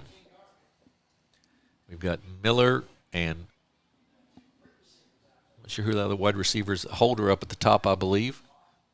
Gloth rolls to his right this time. He's got pressure. He gets the pass off into the end zone. It is incomplete. Receiver didn't quite get there in time, and it'll bring up a third down. That was intended for Lane Holder, but just out of his reach. Good pressure that time by the Portageville defensive line. A little discussion once again in the defensive backfield there, trying to make sure who's got who back there. I thought there was pretty good coverage on that. Yeah, though. I thought so too. I guess Jaquan Bolden saw something that maybe we didn't see. It looked like he was trying to rally back up the troops there. So third down. We've got Holder, Hayden, and Miller to the left. We'll have Froggett to the right. Underwood in the backfield with Gloth. He rolls right once again. Pressure comes to him, and this time they're going to get to him, and they're going to bring him down for a sack back at the 24-yard line. Number 50 in there, Eli Wheeler and with the Parker sack. Laws. Yeah, and Laws once again. So fourth down, 37 seconds to go. And now you've got to put it in the end zone on fourth down pretty much because you won't have enough time to get much else to happen. Of course, they had a 4th and 20 a while ago, and Gloth worked his magic. Exactly. It was like a Patrick Mahomes type magic there. Yeah, exactly right. Pressure. He looks down the field. He's got a man in the corner of the end zone. It is just overthrown and out of the reach of the receiver. So it'll be a turnover on downs, and Portageville holds here before the end of the half. Big stop for Portageville. Yeah, it really was a big stop. With 12.3 seconds left, they can, if they want, just kneel on it here and go into the locker room up by 11. I'm gonna take a gamble here and say that's what Coach Rayfield is going to do. I think he's gonna nail it. Just go in the locker room and they can regroup and try something a little bit different with that pass protection there in the third quarter. Right. So Parton and Bogan in the backfield with Ryland Parton. I think Ryland and Houston are twins. They are. Well, I believe they're triplets. I believe their sister is a cheerleader. Okay. For the high school. Okay. They give it off to Bogan. There's a hole there. He's up to about the 34-yard line with 7 seconds to go and gets a first down. They should restart the clock here, and they do, and that'd probably be the last play of the first half unless Portageville takes a timeout, and they are going to. Portageville is going to take a timeout and take a chance on one big play here. So with that big play, do you try to throw it, you think? Well, I thought he was going to come out and kneel it. In fact, I said I would bet that he would kneel it, and this is why I don't go to casinos. Right, there you go. But if I'm going to go for a play but not kneel it, I think you're going to put it in the air here. You've got, we talked earlier, Parker Laws is a pretty quick receiver out there, it looks like. And we know Higginbottom can get it up and down the field. So they've got some options. And the Windsor kid got wide open earlier for the touchdown. Yes. So, or almost the touchdown. So, I mean, they've got some kids who can get open down the field. We will see what Coach Rayfield draws up here with 3.5 seconds to go in the first half. Short of a penalty, this should be the end of the first half. They're going to split Parker Laws to the left, it appears. They're going to have Jack Bell, a sophomore, and Houston Parton and Evan Windsor to the right side, and Bogan in the backfield. Ryland Parton, the quarterback, will take the snap. Scott City with defenders back about 40 yards there, the safeties. And then Parton's just going to run it, and he gets hit pretty hard there by number 60, and that is Blade Sadler, and that will be the end of the first half. At halftime, it is Portageville 18 and Scott City 7, and we'll be back in about 15 or 16 minutes with the second half of this one. You're watching high school football on Aycorp Sports. Our family has been in the car business for almost 70 years. In that time, a lot of things have changed. One thing that has stayed the same is our commitment to customer service. At Glen Sains, our inventory is growing every day. Between all of our 4 stores, we'll have 400 units in stock at any given time. Whether you're looking to buy a GMC, Chevrolet, Buick, or Ford, we look forward to serving you and your family for years to come.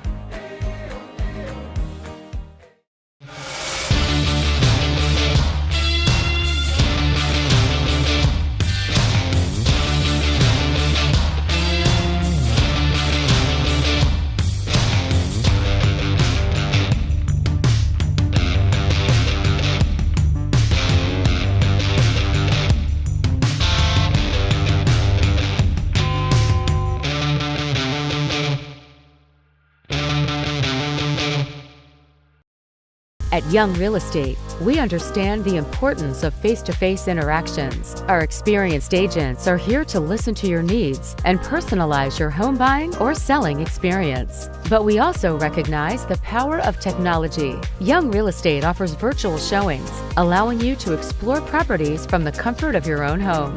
Young Real Estate, where technology meets a personal touch. Your dreams, our expertise. Contact us today and let's make your dream home a reality.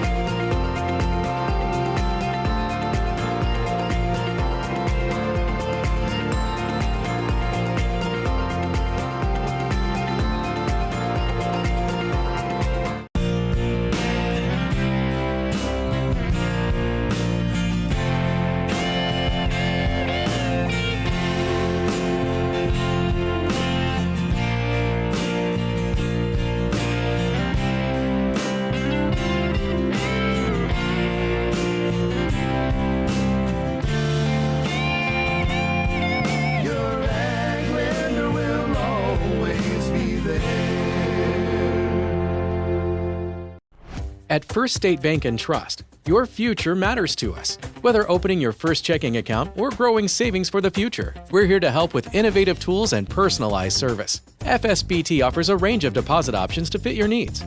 For nearly a century, we've been committed to the financial needs of our local customers. Secure your future with a bank that's been trusted for generations of families in Southeast Missouri. First State Bank and Trust. Your money, your future, your bank. For 90 years. Member FDIC. What First State Community Bank means to me is, it says it in its name, community. We're family, we care about one another, whether it's in our SEMO markets or we can reach out to someone in Farmington, Columbia. They're always there to assist. We are very customer focused. Our employees do a great job with listening to the customers. The tellers know 100% of all customers by their name. If you want to feel at home, then walk into the doors of First State Community Bank. The best things in life never change. They just get better, like Hardee's Original Bag. Back and better than ever. Just $6.99. Mix and match any two full-size favorites. A juicy charbroiled double cheeseburger, melty hot ham and cheese sandwich, or crispy hand-breaded chicken tender wrap. Any two plus fries and a drink, all just $6.99. Hardee's Original Bag. Loaded with handcrafted goodness. It's the greatest meal deal for your buck. Senator Jason Bean is proud to represent Southeast Missouri and the Boot Heel in the Missouri Senate. High school football is a positive avenue for our student athletes to build character, compete, and grow. Senator Jason Bean wishes all our student athletes and coaches a successful season. Do you need personalized merchandise? Trying to celebrate the season of that big state run?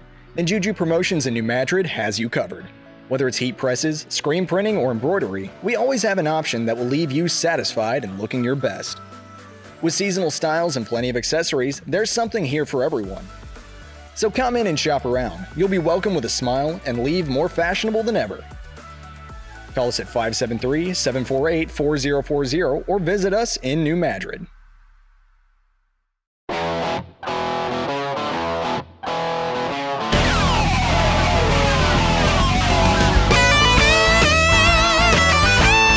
We're right here at King Jerry Lawler's Hall of Fame Bar and Grill on world famous Beale Street, and as you can see, oh my gosh, we have the best barbecue ribs in Memphis. Oh my gosh, the gumbo is out of this world, but you gotta try the King's Triple Decker Slam Burger. You'll love it. Mathis Funeral Home of Dexter and Bernie strives to provide their community with the accommodations and services needed to relieve your family during times of loss. For more information, give them a call and see how Mathis Funeral Home can help meet your expectations in celebrating your loved ones.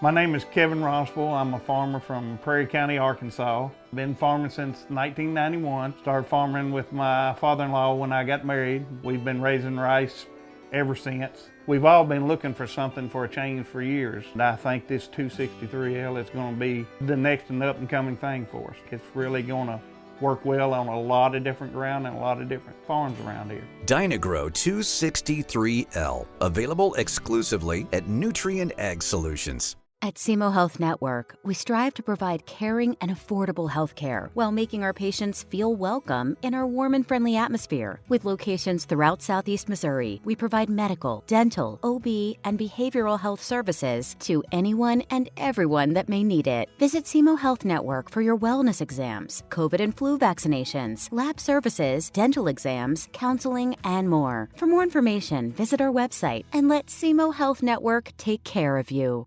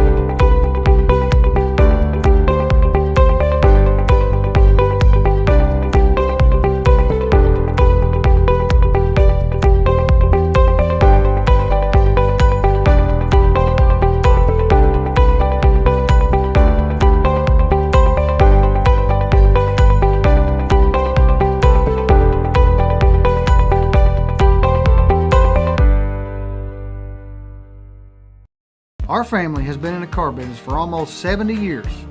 In that time, a lot of things have changed. One thing that has stayed the same is our commitment to customer service. At Glen Sains, our inventory is growing every day. Between all of our 4 stores, we'll have 400 units in stock at any given time. Whether you're looking to buy a GMC, Chevrolet, Buick, or Ford, we look forward to serving you and your family for years to come.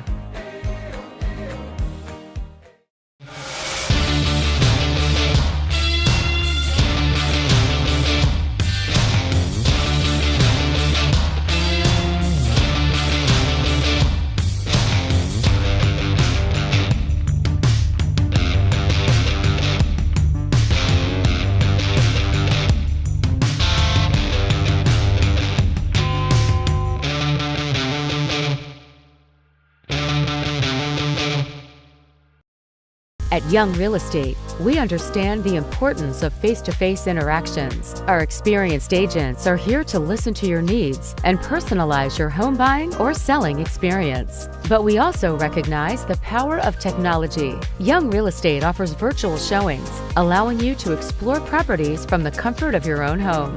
Young Real Estate, where technology meets a personal touch. Your dreams, our expertise. Contact us today and let's make your dream home a reality.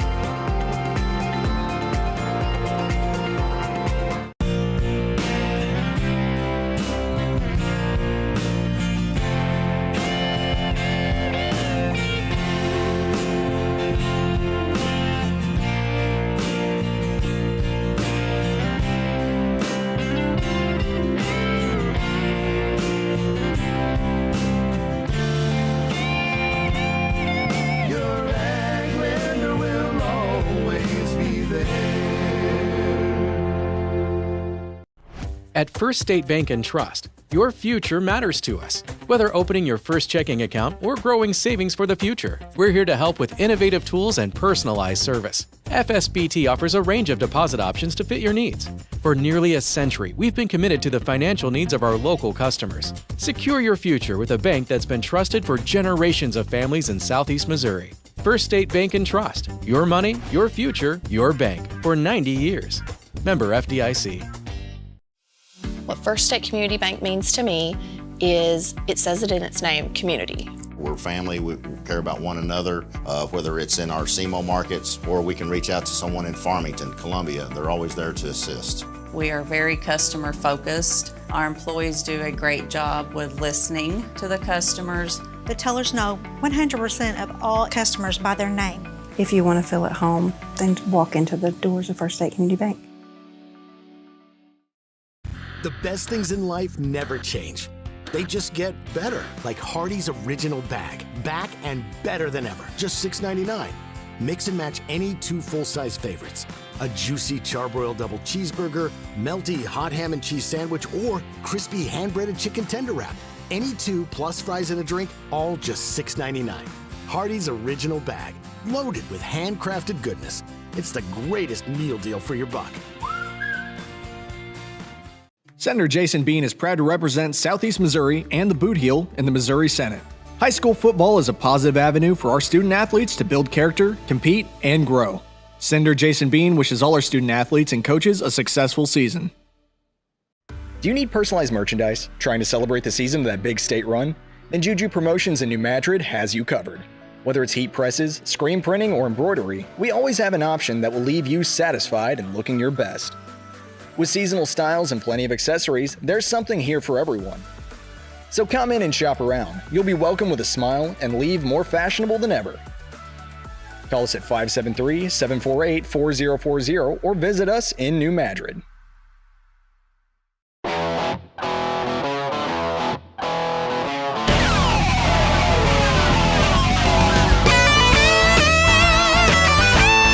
We're right here at King Jerry Lawler's Hall of Fame Bar and Grill on world famous Beale Street, and as you can see, oh my gosh, we have the best barbecue ribs in Memphis. Oh my gosh, the gumbo is out of this world, but you gotta try the King's Triple Decker Slam Burger. You'll love it. Mathis Funeral Home of Dexter and Bernie strives to provide their community with the accommodations and services needed to relieve your family during times of loss. For more information, give them a call and see how Mathis Funeral Home can help meet your expectations in celebrating your loved ones.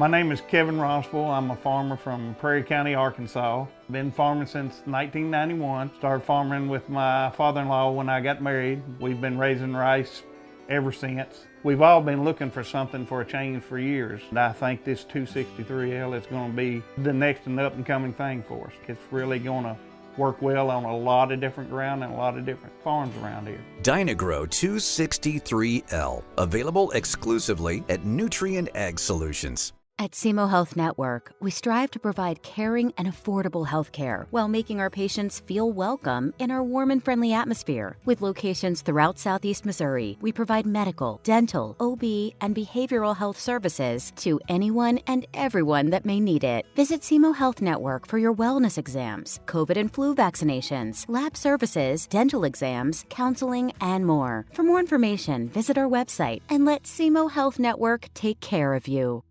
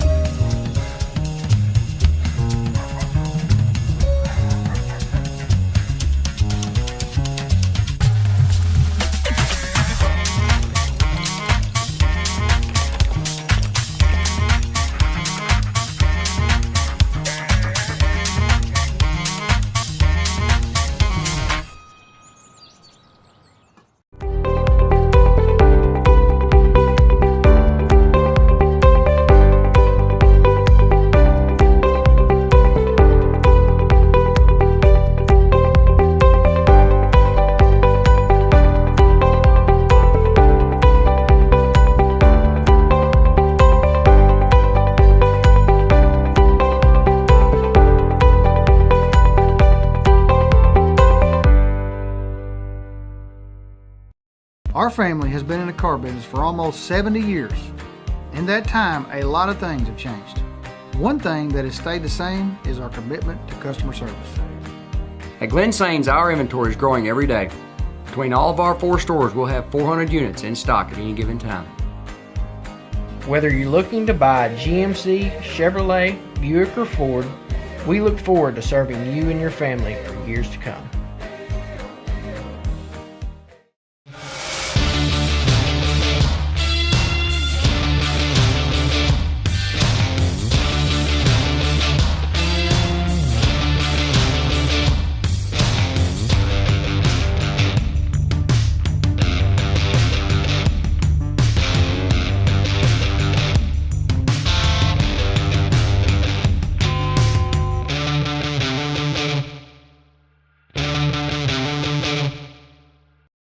At Young Real Estate, we understand the importance of face-to-face interactions. Our experienced agents are here to listen to your needs and personalize your home buying or selling experience. But we also recognize the power of technology. Young Real Estate offers virtual showings, allowing you to explore properties from the comfort of your own home.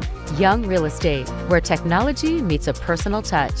Your dreams, our expertise. Contact us today and let's make your dream home a reality.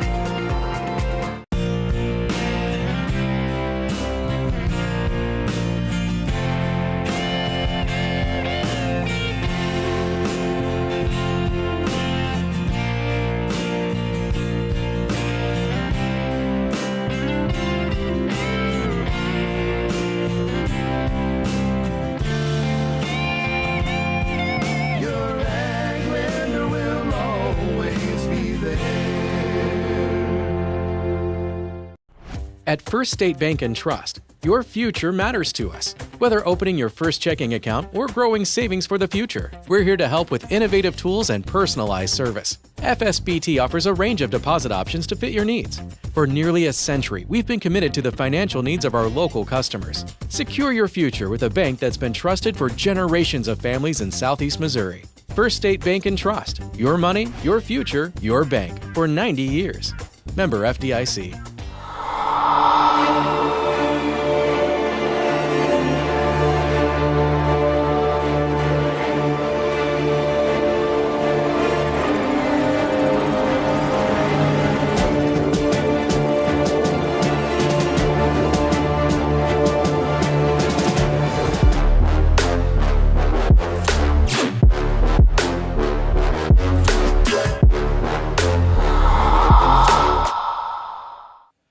Welcome back to Portageville High School. It's 18-7 at halftime here. Portageville with the lead over Scott City. This is Jim Riker alongside Corey Sisk. And Corey, really, Portageville threw the ball a little more than we thought they would in that first half. Yeah, you know, we talked about we didn't really know if they had much of a passing game, but they really did. And I feel like Rylan Pardon there, their Portageville's quarterback, I feel like he did a really good job at finding his open receivers. We just saw there, that was Antonio Higginbottom. He also had a long pass to Parker Laws, and he had a long pass to Windsor. Right. Kind of deep there. So very good job by Portageville by kind of throwing something new out there, really, with the air game, and was fairly successful with it. Yeah, they've got well over, I would think, 100 yards in yes. passing the football tonight, which they've not done the first 3 games of the season for sure. And Scott City really, for the second week in a row, has not run the ball very well. Now, Gloth has done a nice job when he's carried it, and which we saw there, and then he's thrown it pretty well, but they're struggling to put some points on the board. Yeah, I think Scott City's going to have to regroup. You know, they kind of struggled a little bit in the second half they struggled quite a bit in the second half against Hayti of really trying to get some points on the board. So I think think what we're seeing is the opposite. I think that this week they kind of struggled in the first half. So I think if from Coach Bo, I'm going to really regroup, get my offensive line to somehow figure out a way to stop Parker Laws from getting in the backfield. He's getting in the backfield. It doesn't matter which side they shift that kid on. He's getting in the backfield just about on every snap, and he's causing a lot of problems for Jackson Gloth. So the Scott City will get the ball to start the second half. They were stopped right there before halftime, and they've got, like you said, they've got to find a way to give Gloth some time, and also they've just got to find a way to get Rustin Underwood opened up. Yeah, the offensive line has got two jobs the second half. Stop Parker Laws, open up some holes so Rustin Underwood can be Rustin Underwood, and get up the middle and get some big gains like we've seen this kid do all year long. And for Portageville, I think they just want more of the same, throw the ball a little bit, and then, let Jay Bogan carry some. And frankly, Houston Parton, who surprised both of us, I think. Yes, because I think Houston Parton has ran the ball as well as Jaquan Bowden and Bogan and Higginbottom were kind of the two names we were made. They're a duo in the backfield. They're equal. We can go to either one of them. What we didn't hear was Parton. I mean, right there. Yeah, nice touchdown run around the corner there you saw. And that's the name we didn't hear in the backfield. And I think he's ran the ball just as good as the two top backs. I'm even going to go as far as saying maybe a little better. Yeah, I would agree. From around the area, just some scores we picked up. We know that Crothersville has a 14-6 lead over the Charleston Blue Jays. So Charleston giving Crothersville, who we think is one of the better teams in Southeast Missouri, all they want tonight, sounds like. Yes. And then Hayti with a big lead over Vertius Christian out of St. Louis, 50-7 at the half, I believe. And the Dexter Bearcats 16-0 over East Prairie. Once again, that defense stepping up for so that's now, what would that be, 4, 8, 12, 14 quarters now that the first team defense is not giving a point for Dexter. Yeah, I think they've only had, a touchdown maybe scored on them all year? One kickoff return for a touchdown by Malden and a late score against the second team defense by Sykeston. Yeah, so only 2 scores against them. Kelly leads at halftime over Kennett 14-0, and Kennett's just really struggling offensively. Yeah, I was kind of looking through some of Kennett's because Kennett's normally a school that has pretty fairly successful win rate. Right. And I was kind of looking over, Portageville beat them the first game of the season 28-6. I think they got beat last week too, almost a shutout. Right, and I know Paragould beat them pretty handily the second week of the season. It sounds like Kelly's shutting them out so far this game. So they're really struggling, trying to find some offense there. And that Sykeston leads Malden 14-8, and so Malden is playing with Sykeston tonight, and good for Coach Pulley and that group. Yes, Coach Pulley, former Sykeston coach, I think last year he was Sykeston coach, made the switch over to Malden, so he's nothing would please him more to deliver a win there against his old school. But it sounds like he's hanging with them. Maybe he will get the Malden program turned around and back on track. Yeah, there's we've talked about this before. There's athletes down there, and a lot of it comes down to recruiting in your own school. That's right. It really does. Getting the kids out. And one other score that just sort of throw out there: Saxony Lutheran played their first game ever this week on Monday the 16th against St. Genevieve's JV. They're only playing a JV schedule, and they won 27-22. And so there's another school in the area who will be a football school here. Yes, and you'd like to see that. I'd like to see more schools really in the Boot Hill get football. South Pemiscot, they have a very successful basketball program. I'd like to see them maybe try to incorporate some football into that eventually. I'm a football fan. I'd like to see it at every high school. Unfortunately, we won't. I don't think there will be a time we'll see that. But when I heard Saxony Lutheran and got that program started, I was very excited.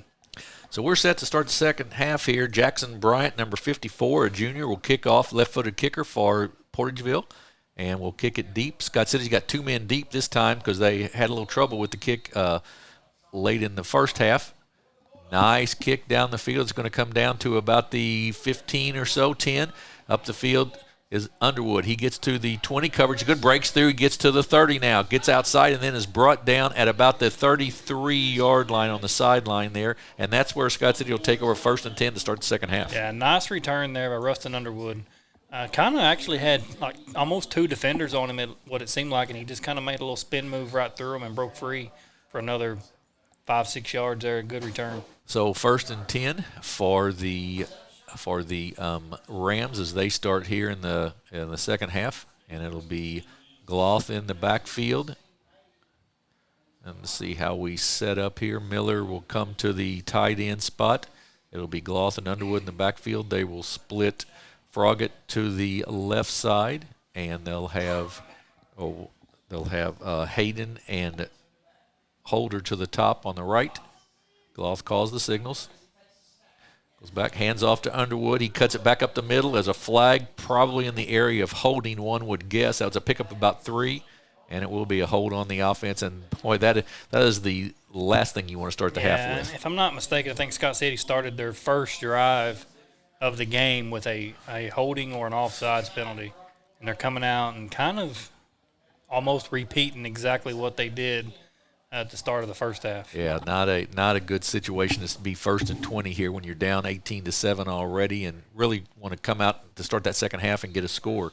So Gloth will have to, and the offense will have to figure out how to pick up 20 yards here to try to keep this drive going. 1st and 20. They shift receivers to the wide side of the field, the 3 receivers, 1 to the right side. Underwood in the backfield. Gloth looks back.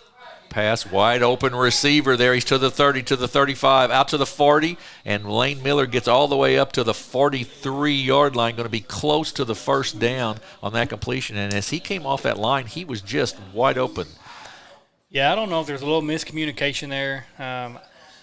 It almost looks like it was in the tight end spot. I don't know. Yeah, both the safety went to the middle of the field, it looked like, or the linebacker went to the middle of the field instead of staying with Miller. Cross Howard was kind of once trailing once he realized he was open. So I don't know if it was just a miscommunication between the linebackers on who had Lane Miller covered or not, but that could have very easily went for 6 there.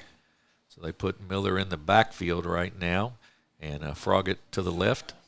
Snap, gives it off to Underwood. He's got room to run. He cuts it back up the middle now to the 40, to the 35, to the 30, and is brought all the way down to the 30-yard line. And that time they kept a fullback, Lane Miller, in, and that opened up some extra room, it seems like. Yeah, and that's the running plays like that and the gains that they need by Rustin Underwood. And it really was Miller that sort of through the spring block there that opened it up. So fast on his feet in the open field there, so quick. So 1st and 10 now for the Rams. They're in Portageville territory straight at the 30-yard line. They shift 2 wide receivers left. Miller will line up sort of in a spread tight end spot. Froggatt will go on the right side. Gloth looks to the bench still. He and Underwood, now he has the call. They move Miller back into the fullback spot. They give it off to Underwood, and we're going to have a procedure penalty, or is there going to be a timeout by Scott City? See a flag. I think it's a timeout. Yeah, timeout by Scott City. A little confusion there on that offensive set. So we will take a break with 10:59. We're about a minute into the second half. 18-7 still Portageville. We'll take a 30-second break and be back here on Aycorp Sports.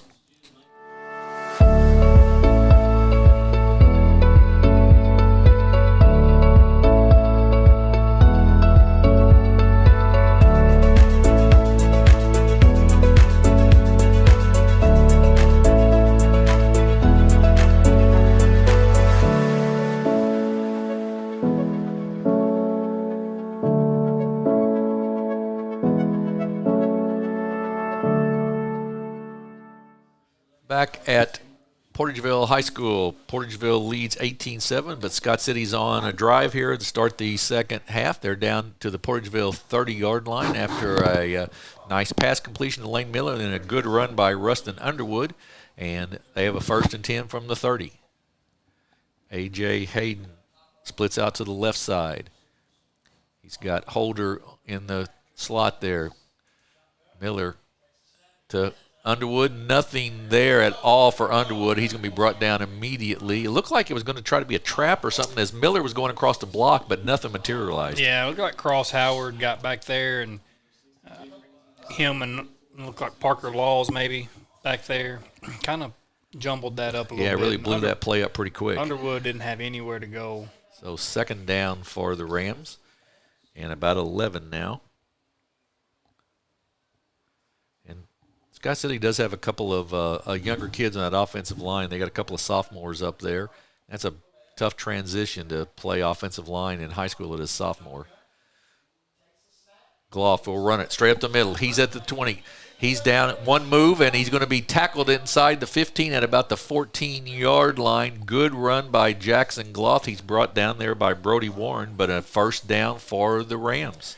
Yeah, I don't know if that was a designed run play by Gloff or if he just didn't have anything and just made something.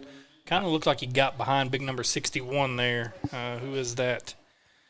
Caden Gray. Yeah. I think he got behind Caden Gray, and he just kind of blocked the way for him. Yeah, the 5'9", 225-pound junior. I think that's exactly right. I think he probably was a designated run. And Gloff, he's quick and strong. That's a weapon in their offense they need to use. So he will call the plays. 2 wide right, 1 wide left. Miller at the tight end spot. They give it off. Fake to Underwood. Keeper that time by Gloff, and he is going to be brought down after about a 2-yard pickup there. And that one was one that I think it was sort of an option. He could hand off or not, and maybe should have handed that one off. Yeah, I mean, hard to know. But the way Portageville was there, I don't know if a handoff would have got him much more results. But you've got Underwood in the backfield. They give it off to him. He gets outside right. He cuts back to the middle. Now cuts back inside in, and he is in for the touchdown. Rustin Underwood with a terrific run, cutting 2 or 3 times there, gets the 6, and it's 18-13. Yeah, Rustin Underwood is definitely starting out having a bigger second half, than he did the first half. Kind of started out big run play, then kind of got stopped a couple plays up the middle, and then just busted out another run play there to put Scott City back in the ballgame. Outside, an excellent cut back there at about the 5-yard line to get into the end zone. So we're going to go for the Gloff will attempt the extra point, I believe, here.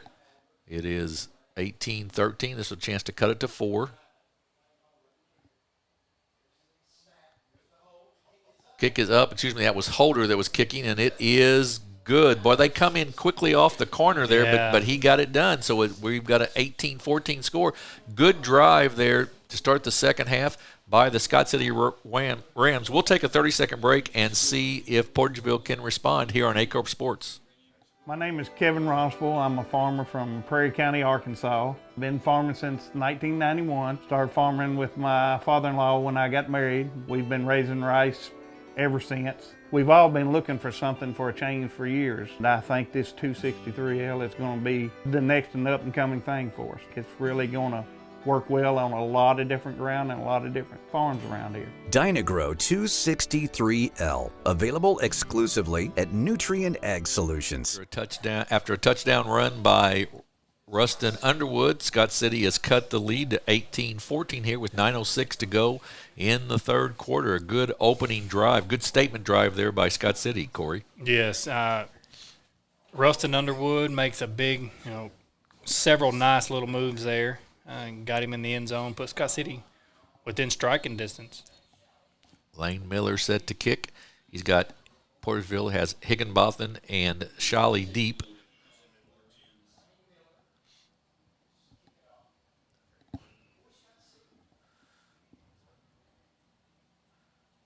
Miller will put his foot into it.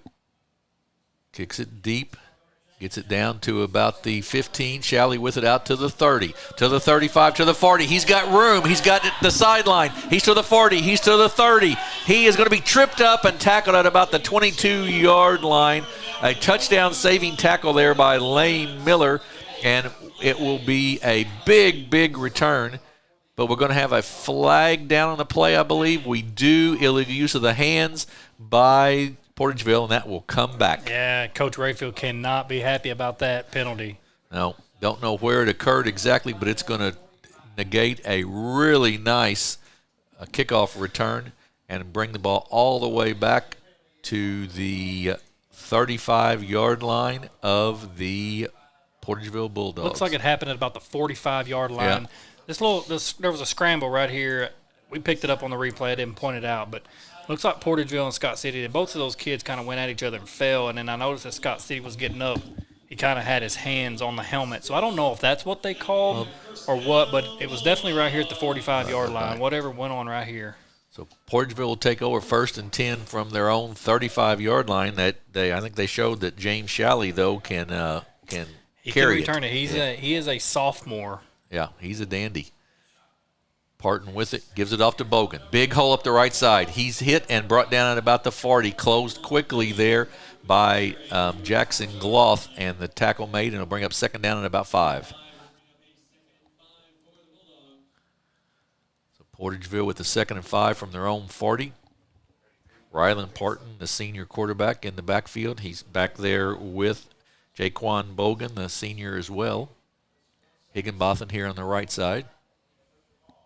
They move Houston Parton in motion, and we're going to have procedure on the Bulldogs. Just cut up field a little quickly. It's two costly penalties there for the Bulldogs. Yep. Exactly right. So it moves it back, makes it 2nd and 10 now for Portageville. 18-14. These teams are both in Class 2 District 1, along with Crothersville, Portageville, East Prairie, Kelly. So a lot of the Southeast Missouri teams in this district. We've got Houston Parton, and Bogan in the backfield. Rylan Parton rolls out to his left, looks downfield, got a receiver high, and it is incomplete, a little overthrown. Great effort there by Parker Laws, just couldn't come down with it. Yeah, Rustin Underwood really got in that backfield and kind of put some pressure on Parton there.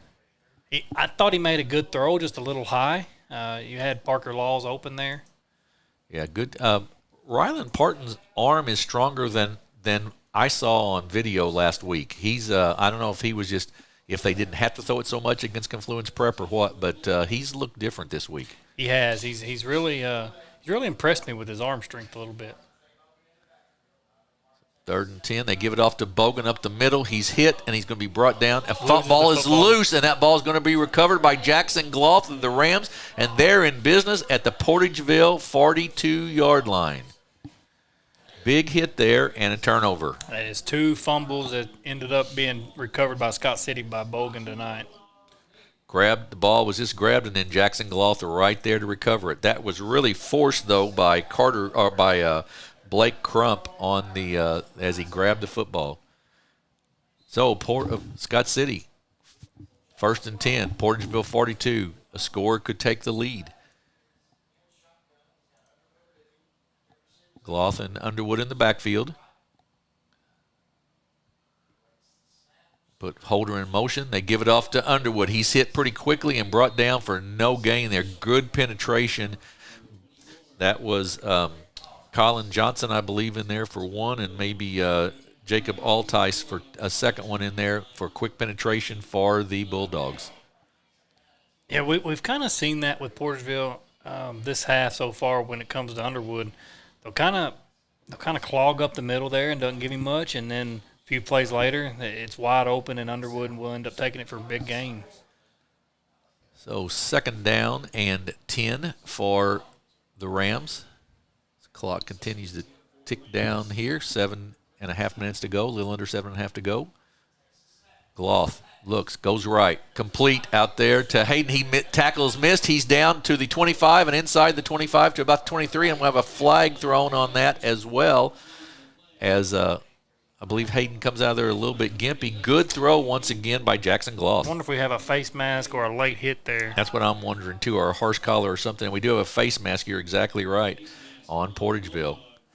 Gloth just takes it and rolls to his right here, and Hayden with the catch, and then a missed tackle down the field, and he will be brought down there out of bounds. And when I say we see the flag come in, so that's going to move the ball down inside the 20-yard line to about the 18 or 19 or so. 1st and 10 for the Rams. Gloth, low snap. He picks it up, trying to make something happen out of nothing, and gets tackled. That's Maddox Morgan. Yeah, Maddox Morgan in there first, makes the tackle, brings up 2nd and 10. Low snap, and really Gloth didn't have much chance to do anything, just tried to make something happen. Brody Warren also back on that sack. So 2nd down and 10 now for the Rams. They were down in this territory at the end of the first half and couldn't get any points out of it. See if they can get them this time. Gloth with the snap, looks right. Those left across the middle. Nice defense right there by Jaquan Bogan. Good job. And Lane Miller slaps him on the hand and says, good job, man. Yeah, I mean, what else is there to do in that situation, Right. Jim? I mean, I thought Lane Miller ran a really good route. I thought Jackson Gloth made a really good throw, but Jaquan Bowden was there with some really good defense. Yeah, just made a better play than those two were. But you're right. Everybody did what they were supposed to do. Bogan just did it a little bit better. So 3rd down now for the Rams. 3rd and 10. Froggatt comes left side. We've got Holder and Hayden on the right side. Gloth and Underwood in the backfield. Underwood switches now to the left side. Gloth looks right side into the end zone. He's got a man there. It is incomplete, out of bounds. Great Caught, catch. but out of bounds. Just out of bounds, and that was A.J. Hayden, who's become a very reliable receiver for these Rams, but just out of bounds. And it will bring up a 4th down now for Scott City. You almost wonder if in a situation, maybe not on 4th down, but on 3rd down, if a draw would work on something like that. Yeah. With the pressure they're seeing. And they definitely got the speed for a draw. Right. So it's 4th down and 10 for the Rams here as the play clock continues to click down. Looks like to me they're going to call a timeout here probably, or they're going to lose, and that's what they're going to get. They're going to get a timeout called. So they'll go to the bench to discuss this 4th and 10 play, big play for the Rams. They'll take a timeout. We're going to take one as well with 6:09 to go. We'll have another timeout here in 9 seconds for the water break at the end of the middle of the quarter, I believe. But either way, it is 18 for Portageville, 14 for Scott City. We'll be back in 30 seconds. At SEMO Health Network, we strive to provide caring and affordable health care while making our patients feel welcome in our warm and friendly atmosphere. With locations throughout Southeast Missouri, we provide medical, dental, OB, and behavioral health services to anyone and everyone that may need it. Visit SEMO Health Network for your wellness exams, COVID and flu vaccinations, lab services, dental exams, counseling, and more. For more information, visit our website and let SEMO Health Network take care of you. We are back at Portageville High School. 18-14 Portageville with the lead, and Scott City with the football. 4th down and 10 from the Portageville about 17 or 18-yard line. And Corey, this is, if you have twice that you're in the red zone and don't get any points out of it, it's tough to win football games. You're right, it is. And I think they really struggled with that the first half. Gloth with it, takes it, rolls to his right. Maddox puts some pressure on him. The pass is there. It's caught complete, and that will be a 1st down inside the 5. That pass was complete to, I believe, A.J. Hayden, who has become sort of their primary receiver. He just ran to the middle of the field, and Gloth finds him once again for the 1st down, 1st and goal. Good route there by Hayden. He just went to the soft spot in the defense, sort of, Corey. Yeah, and it was pretty good coverage there, too, also by Evan Windsor. But, Evan Windsor, you're looking at probably 5'7", 5'8". I don't know how tall the Hayden kid is. I think we had some stats on him. He's 6'1", so. Yeah, there's a size difference there. There's definitely a size difference there. And anytime you get Hayden with a one-on-one with any defender, I'm going to take my chances with A.J. Hayden because he's really proved that he can go up and get those passes. Absolutely right. So it's we're at the water break here, so we'll try to look up, see if we've got any other scores from around the area. It looks like Jackson leads Farmington 35-21. I just got notice Dexter is up now 28-0 on East Prairie in the 3rd quarter. St. Dominic, who is a Class 6 team out of O'Fallon, Missouri, beating Park Hill Central 31-7. That's a special note, I'm sure, to the Dexter fans probably out there. Cape Central all over Poplar Bluff, 42-6. Yeah, Sykeston still with a slight lead, 14-8. Of course, they're still showing halftime, so I don't think we've got an updated score on that. New Madrid will play Herman tomorrow. Right, they play up at Herman tomorrow afternoon, looking for their first win. And Herman, from what I understand, is 3-0 and very stout.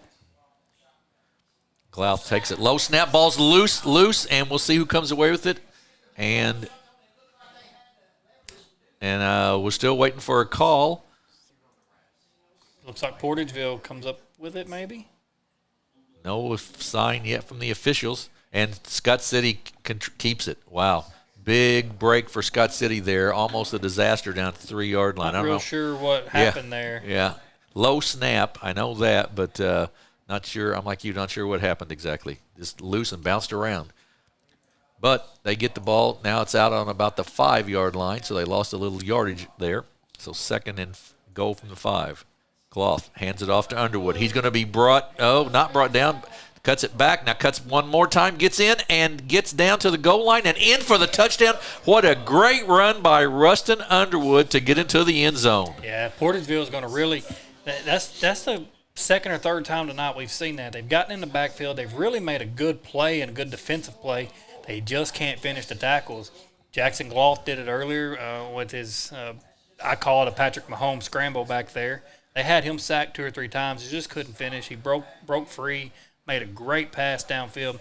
This time they've done it with Rustin Underwood. We've got Lane Miller down on the far side of the field. Yeah, Houston Parton missed the tackle there, and then once he got in, then the offensive lineman got some push on him when he got to about the 3 and carried him into the end zone for the touchdown. So big touchdown. Scott City with the lead, 20-18.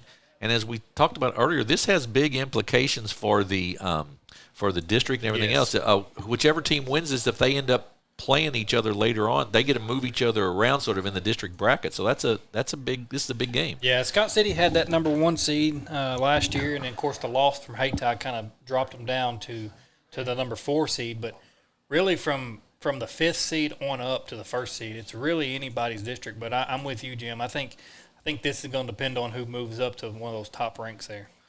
Holder to try the extra point to make it a 3-point lead for Scott City. High snap. He gets it down, though. The kick is up, and it is good. Flag out on the field.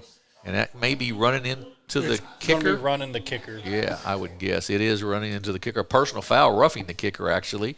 So was that enforced on the kickoff then? Yes. Okay, so that will go on the kickoff.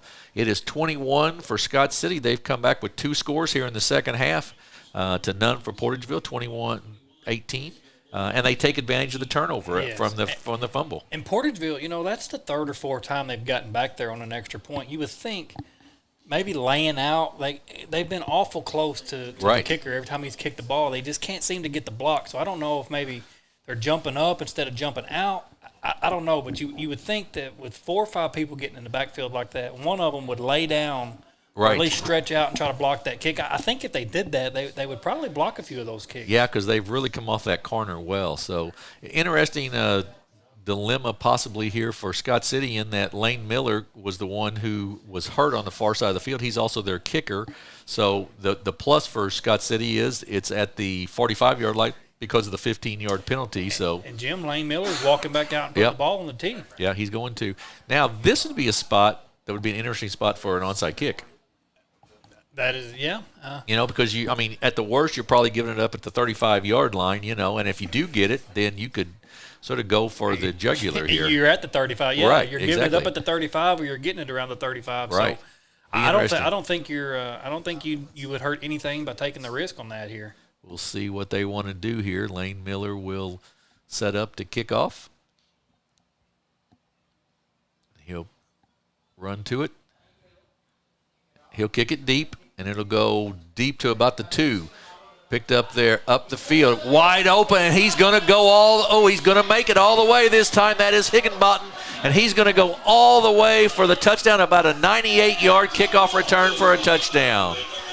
Deuce Higginbottom. But we saw that with the Shalley kid on the last kickoff that Scott City did with the big penalty back there. He kind of got taken away from him. He didn't make the return, but we can just see the speed difference there.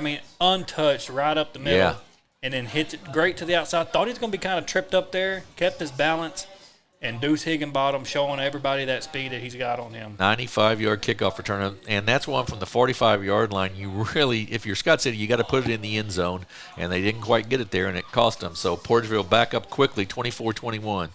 That's got to be pretty deflating, Corey, when you've worked so hard to get 2 scores to get the lead, and then boom. Then you give one up. Right, yeah. just like that, So Portageville will attempt the 2-point conversion here to try to go up by 5. They will, in their wild dog formation, strong to the left side, and the ball will go straight back to Bogan. He's going to take it left side. He's going to be stopped, I believe, short of the goal line, which means the 2-point conversion is no good. So we are at the 5:33 mark of the third quarter. It is Portageville 24, Scott City 21. We'll take a 30-second break and be back here for the rest of the third quarter here on Aycorp Sports.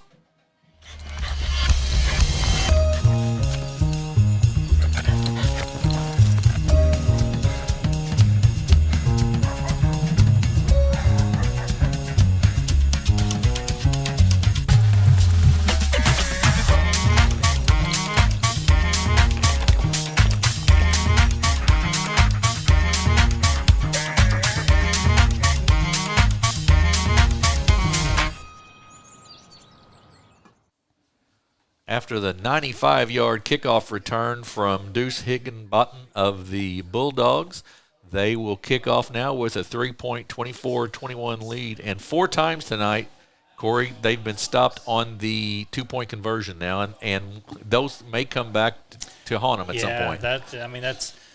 That's 8 points that you may very well need at the end of the game. And they've run basically the same play every time, so deep kick this time. Scott City's going to let it go. Picked up there, taken out to the 15, to the 20, and brought down. Big hit there by number 60 that's Jacob Altice, and number 58, Colin Johnson of the Bulldogs. And Scott City will take over 1st and 10 at about their 20-yard line. Good kick coverage that time by Portageville.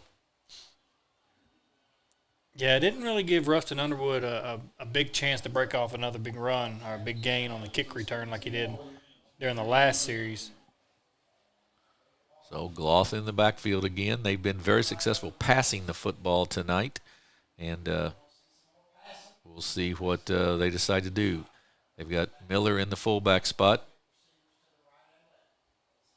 They give it off to Underwood. There's a hole there, but it's stopped very quickly. There was a hole, but he couldn't get to it in time. Nice play in there by Zachary Lovins, the senior for the Bulldogs.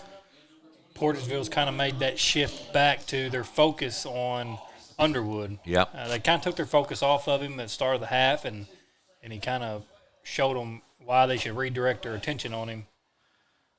So 2nd down and about 12, loss of 2 on that one.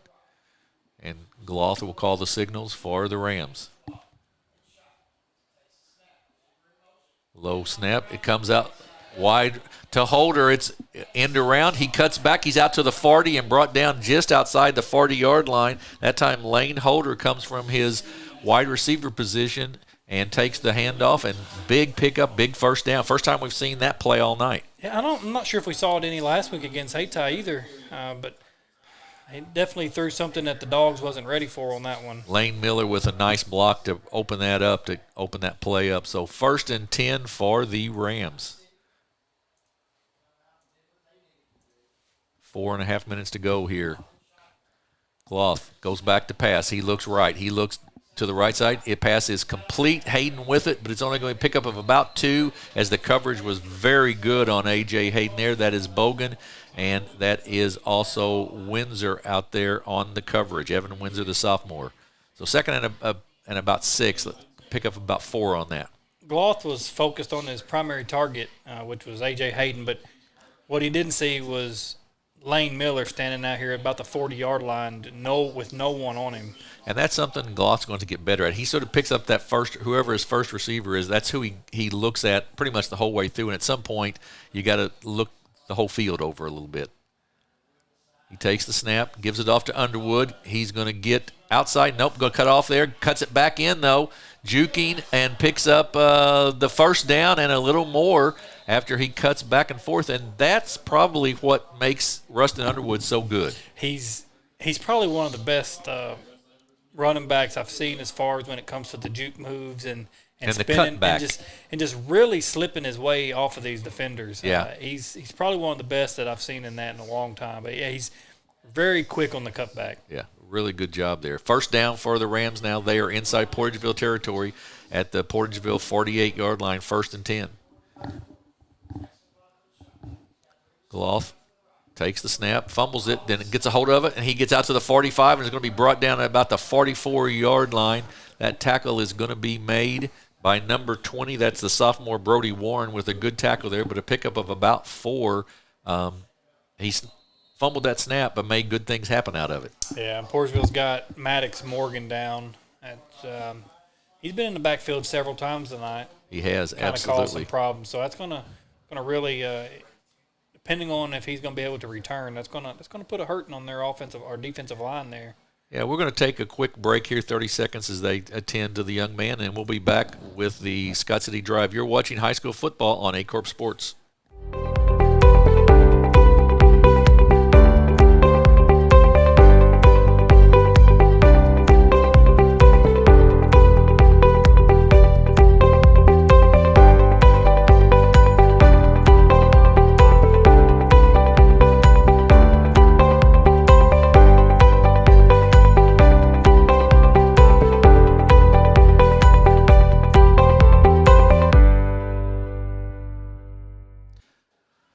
Back at Portageville High School. Good to see that Maddox Morgan able to walk off on his own power. 3:04 to go here in the third quarter.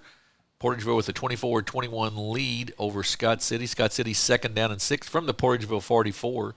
And Corey, this is another one of those. This has been a really good game, back and forth game, and another big drive for Scott City to try to get the momentum back on their side. Yeah, and Jim, they worked so hard, like you mentioned earlier, worked so hard to get a two touchdown to come up into the game by just a couple points, just to turn around and give up a big return. So you got to be looking for something different on that kickoff. Gloff to the right. He's going to keep it himself. He's going to cut up field. He's going to get down to about the 40. He's going to get the first down inside the 40 to the 38-yard line. I believe he'll have enough for the first down there. And that one, Gloff just took it to the right side all by himself. Jackson Gloff definitely controlling the Portageville defense by air and on the ground. It will be a first down. He got just enough inside the 38, so it'll be 1st and 10 for the Rams there as the clock continues to run here in the third quarter. And Cross Howard comes out of the game for the Bulldogs. Froggett comes left side. You've got Hayden and Holder on the right side.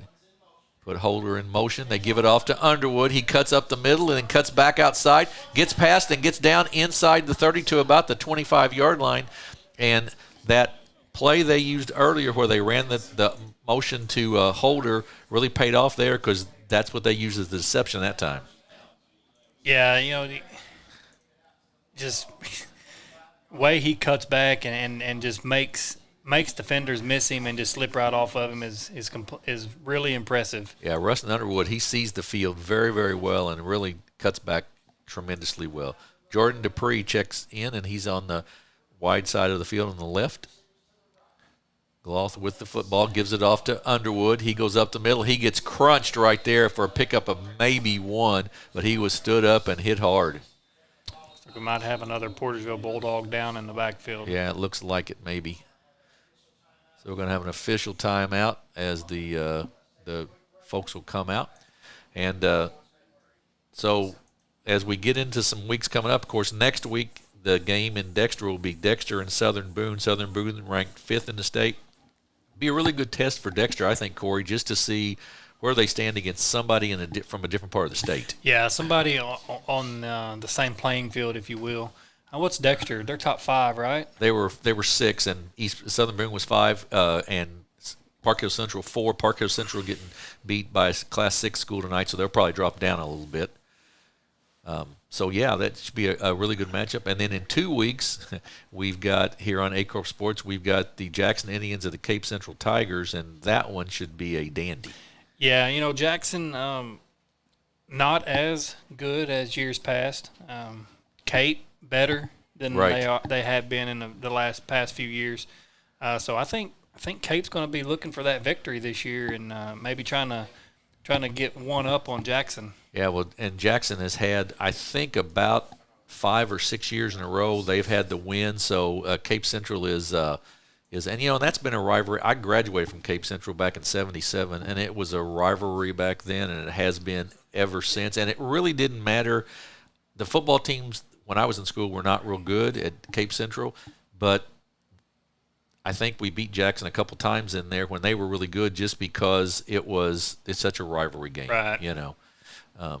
So we've got that one, and then we're going to have Kelly and I believe Kelly and East Prairie later in the season, which should be a good one with both these Class 2 District 1 teams, and then Dexter and Park Hill. So lots of really good football here on Aycorp Sports coming up, and going to have to help the young man off the field. That is number 72. That's Zachary Lovins, a senior, and I hate to see that for any kid, but certainly for a senior, as his teammates have to help him off, and hopefully it's nothing major there. So second down and about 9. Don't you think somehow that Coach Bowe's got to keep this in Gloss hands and let him sort of make a run-pass option decision or something like that? Yeah, try to get Portageville focused on Gloss. And then I wouldn't be opposed to maybe a little misdirection or a little draw play with Rustin Underwood. That seems to be having a little bit of success for him. But I definitely would trust my quarterback in this situation. You're close to regaining the lead. Yeah, absolutely. Absolutely. So Portageville comes back out onto the field, and it'll be a second down, and like we mentioned, 9 yards to go here with just under 2 minutes to go in the third quarter. It's been an action-packed game, but it's been sort of a slow game. I mean, we're after 9 o'clock. We're just in the third quarter.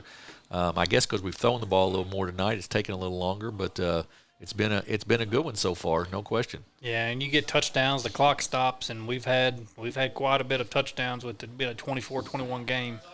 Off to Underwood, right side. He gets down to the 20, cuts back. Once again, this time he's hit. He's going to have the first down. Helmet comes off from one of the Portageville players, and it will be a first down for the Rams inside the 15-yard line of Portageville. Rustin Underwood once again with a nice run down the right side. So 1st and 10 for the Rams. Clock will start here, and they will look to the bench to see what play call. They'll set Lane Miller up on the left side. Froggatt will be in tight as a tight end. They'll put Hayden and Holder out here to the left. Sort of a little power formation there for the Rams. That is Gloth gets it, and he's going to be tackled after about a 2 or 3 yard pickup there. And he's down. And he's down. Yeah, he may be hurt. Takes his helmet off, so he'll be out for a play at least for sure. And we're going to have a timeout on the field there with that. Looks like maybe Jimmy landed a little weird on that shoulder. Yeah, I think that's right. I tell you what, folks, with a minute to go here in the third quarter as they attend to Jackson Gloth, we're going to take a break. It is Portageville 24 and Scott City 21. We'll be back in 30 seconds here on Aycorp Sports.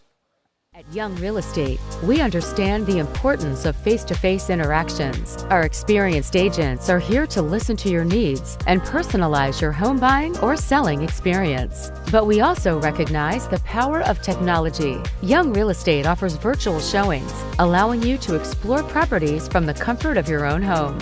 Young Real Estate, where technology meets a personal touch. Your dreams, our expertise. Contact us today, and let's make your dream home a reality.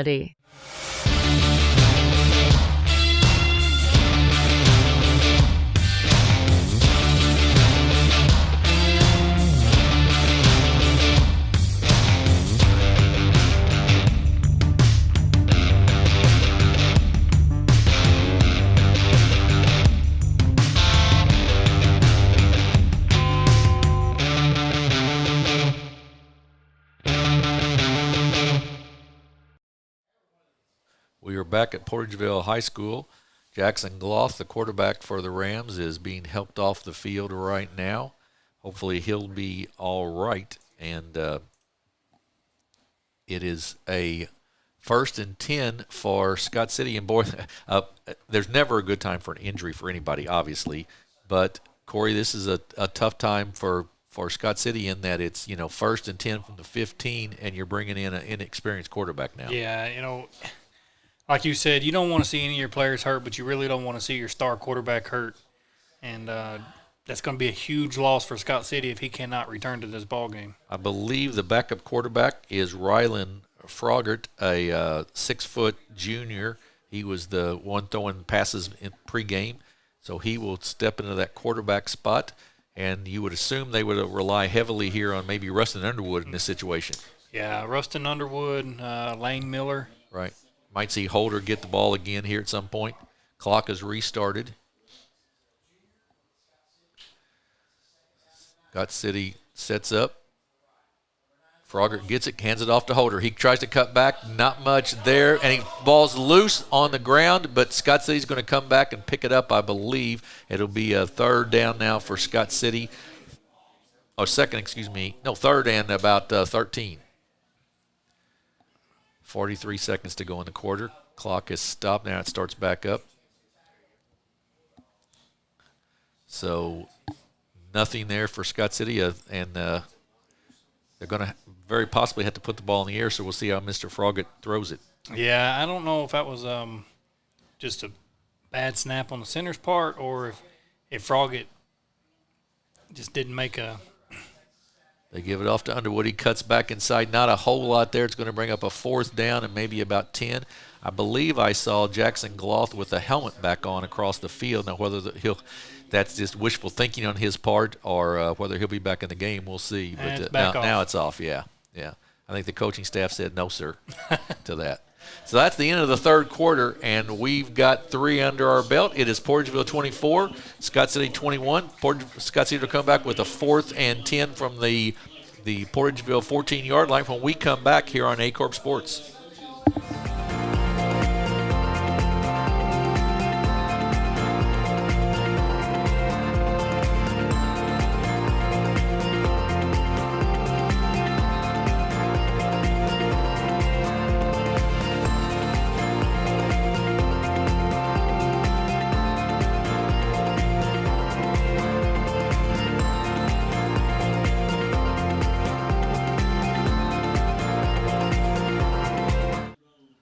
We are back at Portageville High School, getting ready to start the 4th quarter here. Portageville leads by 3, 24-21. Probably the story right this minute is Jackson Gloth, the quarterback for the Scott City Rams, went out with an injury here on this series, and Scott City's trying to rebound or readjust a little bit and figure out how to get the ball in the end zone here and try to take the lead.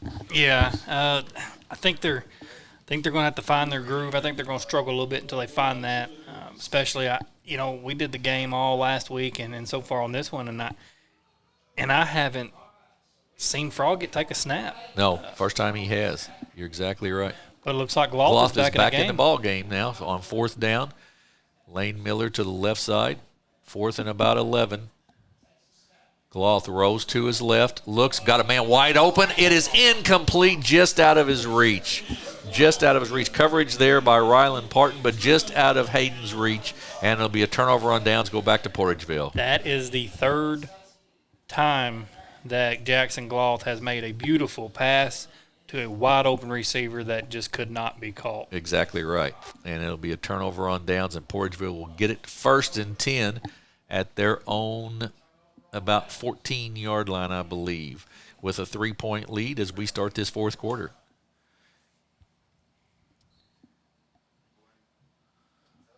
So Parton in the backfield. He'll have his brother Houston with him back there as well as Jay Bogan.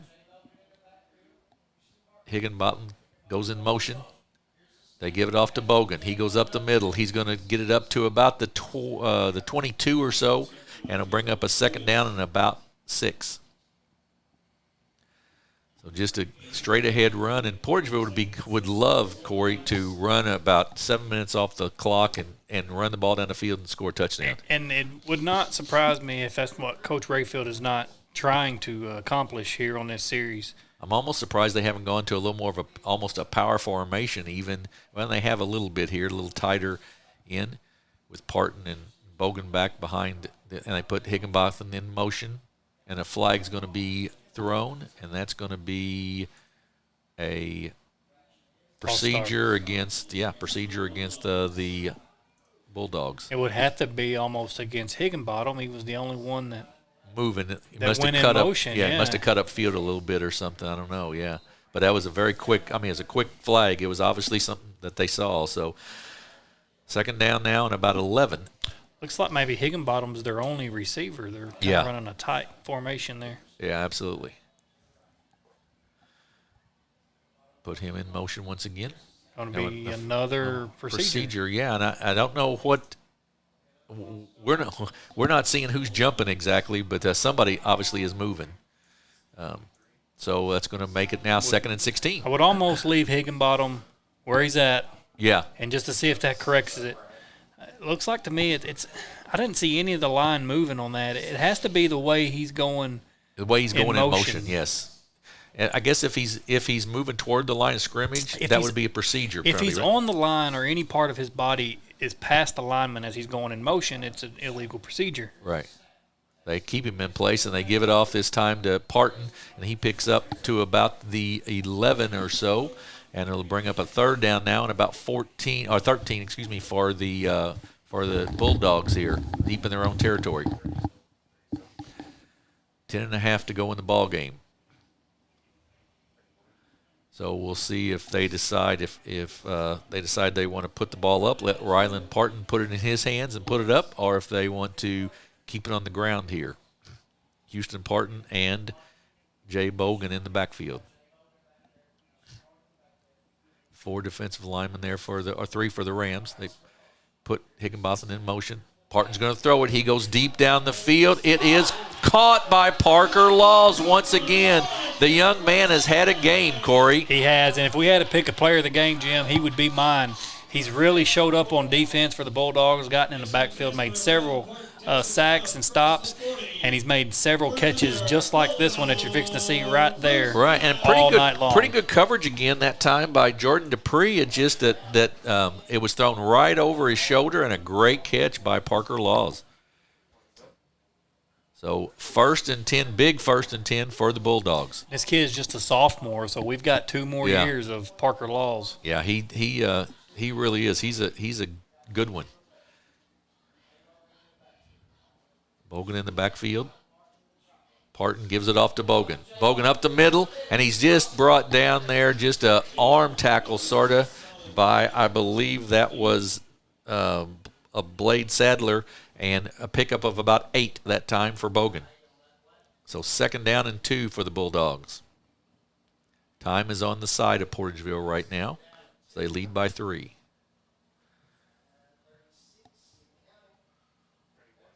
Portageville trying to find a way to stay undefeated on the season. Certainly their closest game so far this year. Laws is out to the right, as is Higginbotham.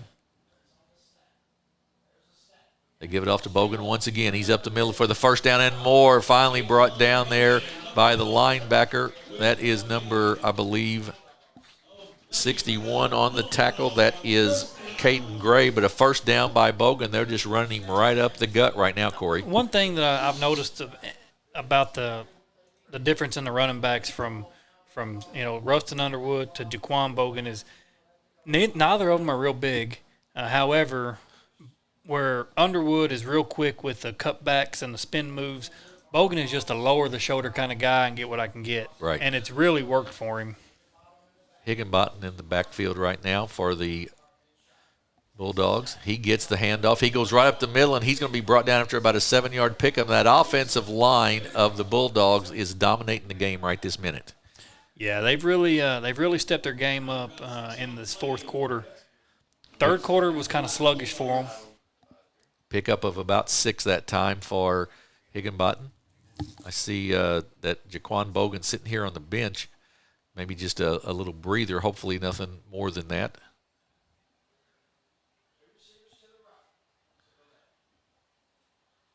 Got Parton in the backfield with Higginbottom. They give it to Higginbottom once again. Ball. Nope, quarterback keeper, I believe. My mistake, and a big pickup. Houston, great to fake there by Ryland Parton. He had me fooled, and it's a first down pickup. Fooled the Rams, fooled me as well. Yeah, Jaquan Bogan checking back into the ball game. Yeah, he'll come back in.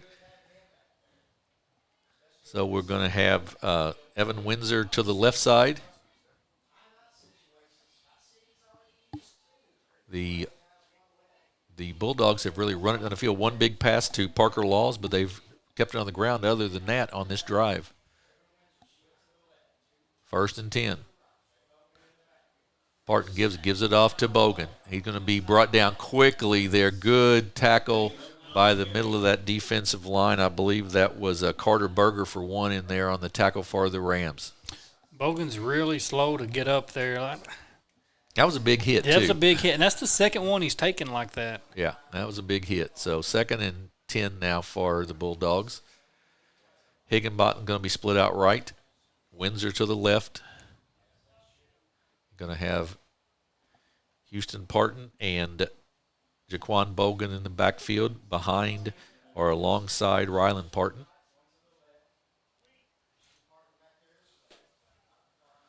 Parton takes the snap, gives it off to Bogan once again. He's going to be drugged down after about a 2-yard pickup there.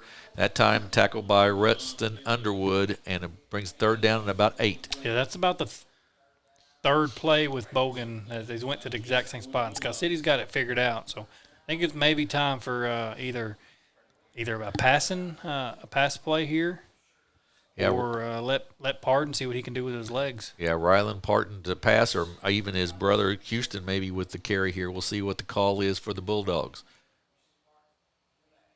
We're going to have a jump, and that's going to make things a lot easier for the Bulldogs. That'll bring up a 3rd and about 3 now versus 3rd and 8. Well, that's a tough penalty right there. If you're Coach Bowe, you don't like it, and if you're Coach Rayfield, you love it. Right, exactly right. So 3rd and about 3 now, and Cross Howard comes in to replace Higginbottom. They're going to put a power package in the ball game, try to pick up this 1st down. Clock ticks down. They might let it go all the way down. I think it can get down to the 6-minute mark, maybe, which would be the water timeout. We'll see. Power, and we're going to have a timeout there. Got a flag. A flag, and that's going to be offsides against Portageville. And that's about the 3rd one tonight they've lined up offsides. Giving it back to them, yeah. Right, and so as an official, is that – I mean, it's not a procedure thing. Somebody is in the neutral zone, right? Somebody's lining up in the neutral zone, and most of the time it's going to be one of your tackles. Okay.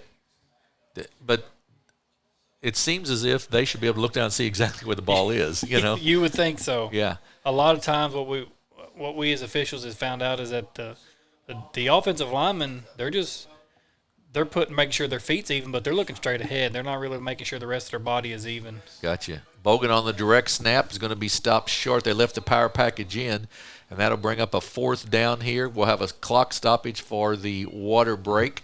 That's going to bring up 4th down and about 5 for the Bulldogs, so they'll have a chance to talk it over on the sideline during the break. We'll take one as well, and we'll see what they draw up when they come back here on Aycorp Sports. Our family has been in the car business for almost 70 years. In that time, a lot of things have changed. One thing that has stayed the same is our commitment to customer service. At Glen Sains, our inventory is growing every day. Between all of our 4 stores, we'll have 400 units in stock at any given time. Whether you're looking to buy a GMC, Chevrolet, Buick, or Ford, we look forward to serving you and your family for years to come.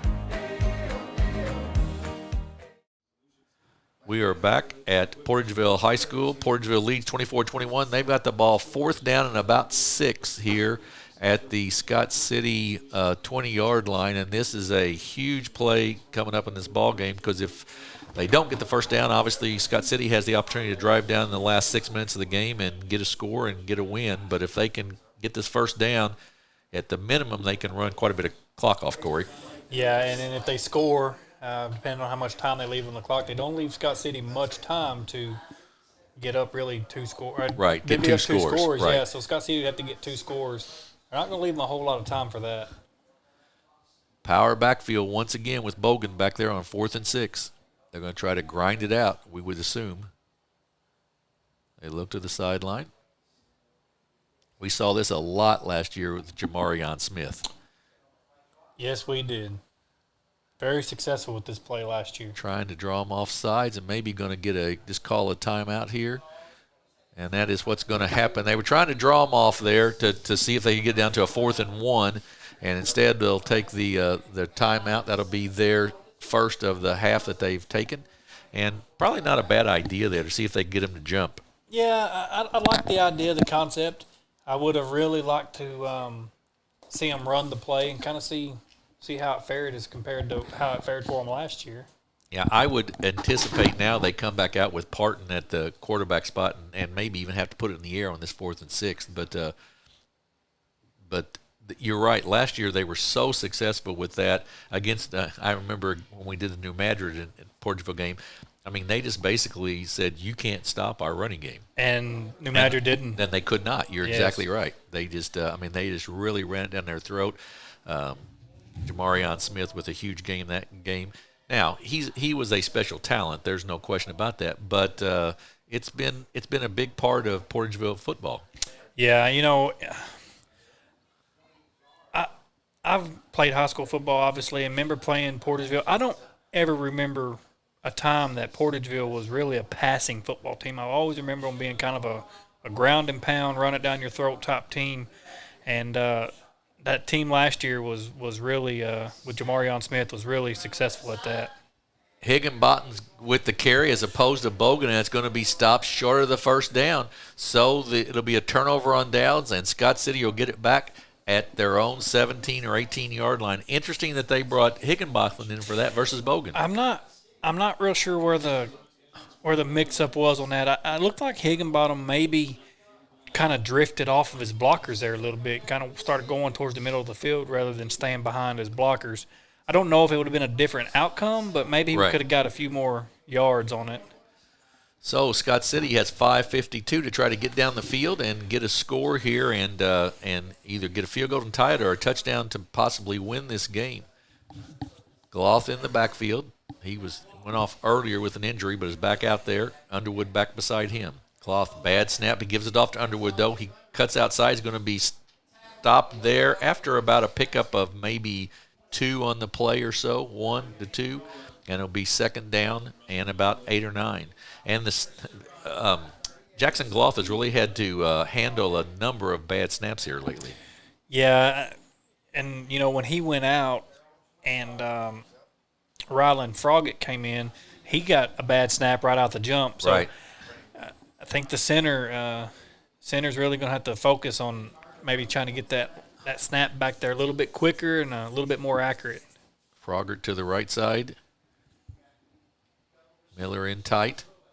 They put a man in motion. They give it off to Holder. He cuts it back upfield. There's a little hole there. He's going to pick up about 3 on the play, so it's going to bring up 2nd down and about a 3rd down and about 6 or so to go for the Rams. And there's the 2nd time we've seen that play tonight. And the first time he went for quite a bit of yards on that. A big gain, that's exactly right. So 3rd down, big play for Scott City here with 4:44 to go in the ball game.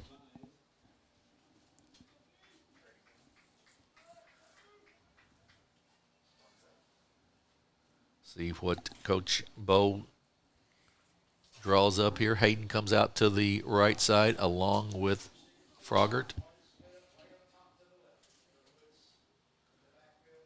Underwood and Gloth in the backfield. They give it off. He looks to pass. He's got a pass to Hayden. It is caught at the 30-yard line, just enough for a 1st down. Really good route run right there by A.J. Hayden. Yeah, and you move the football. You get more opportunities now. But as soon as that ball's placed, the clock's going to start back up. So you're actually you're running some time off the clock, which is, I think, in this situation, you're really not hurt. None. You're down by 3 points. run as much time off the clock. You're moving the football very well. Try to go down there and score and don't leave Portageville a whole lot of time. Yeah. The other thing Gloff did well there, he threw it low enough that nobody was going to catch That's that right. except for A.J. Hayden. It was no way it was going to get picked off or anything. So 1st and 10. They give it off to Underwood. He's at the 30, the 35, and brought down at about the 30, between the 34 and 35-yard line. Pickup of about 4 on that play will bring up 2nd down and 6. Clock continues to tick.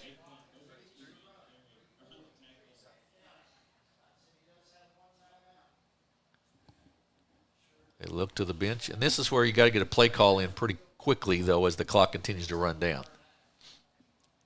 Yeah, your play clock's at 19 seconds. Right.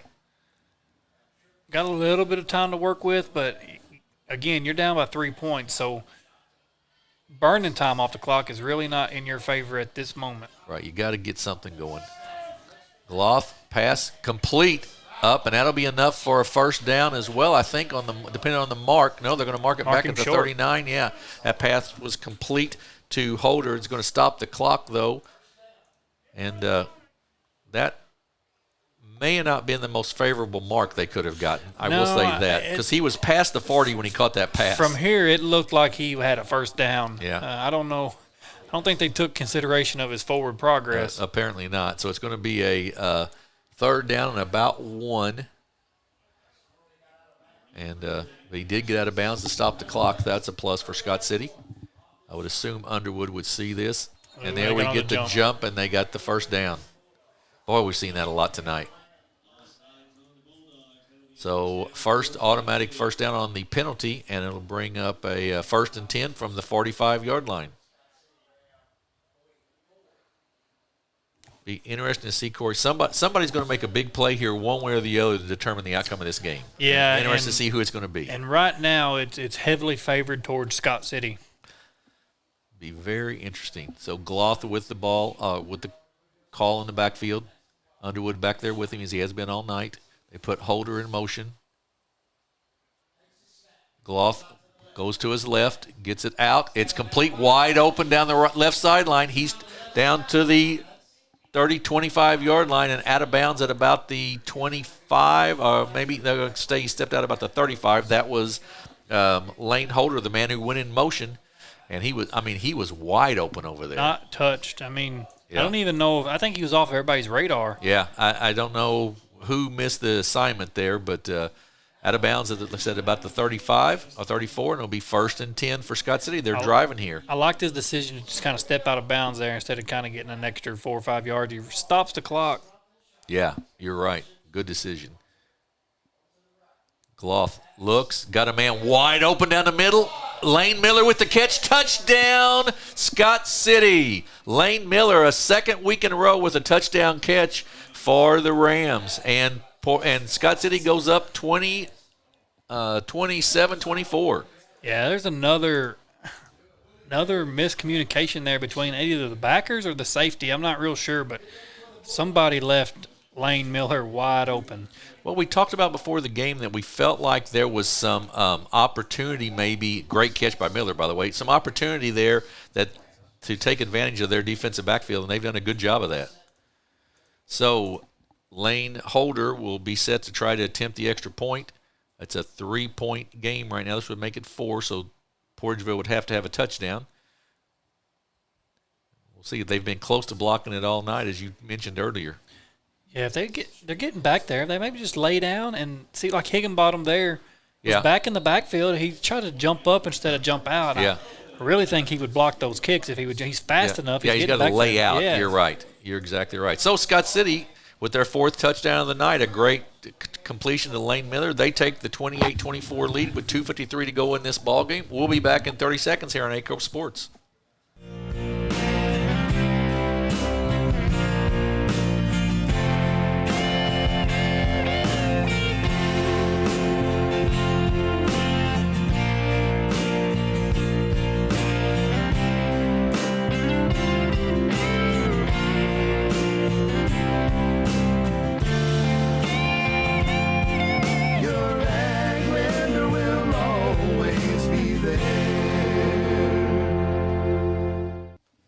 We are back at Portageville High School, where Scott City is driven down the field 85 yards for a score. Pass completion from Jackson Gloth to Lane Miller, assisted by an offsides penalty on a third and about 3. So now Portageville's got to figure out, do they try to just, they're more of a run-oriented game.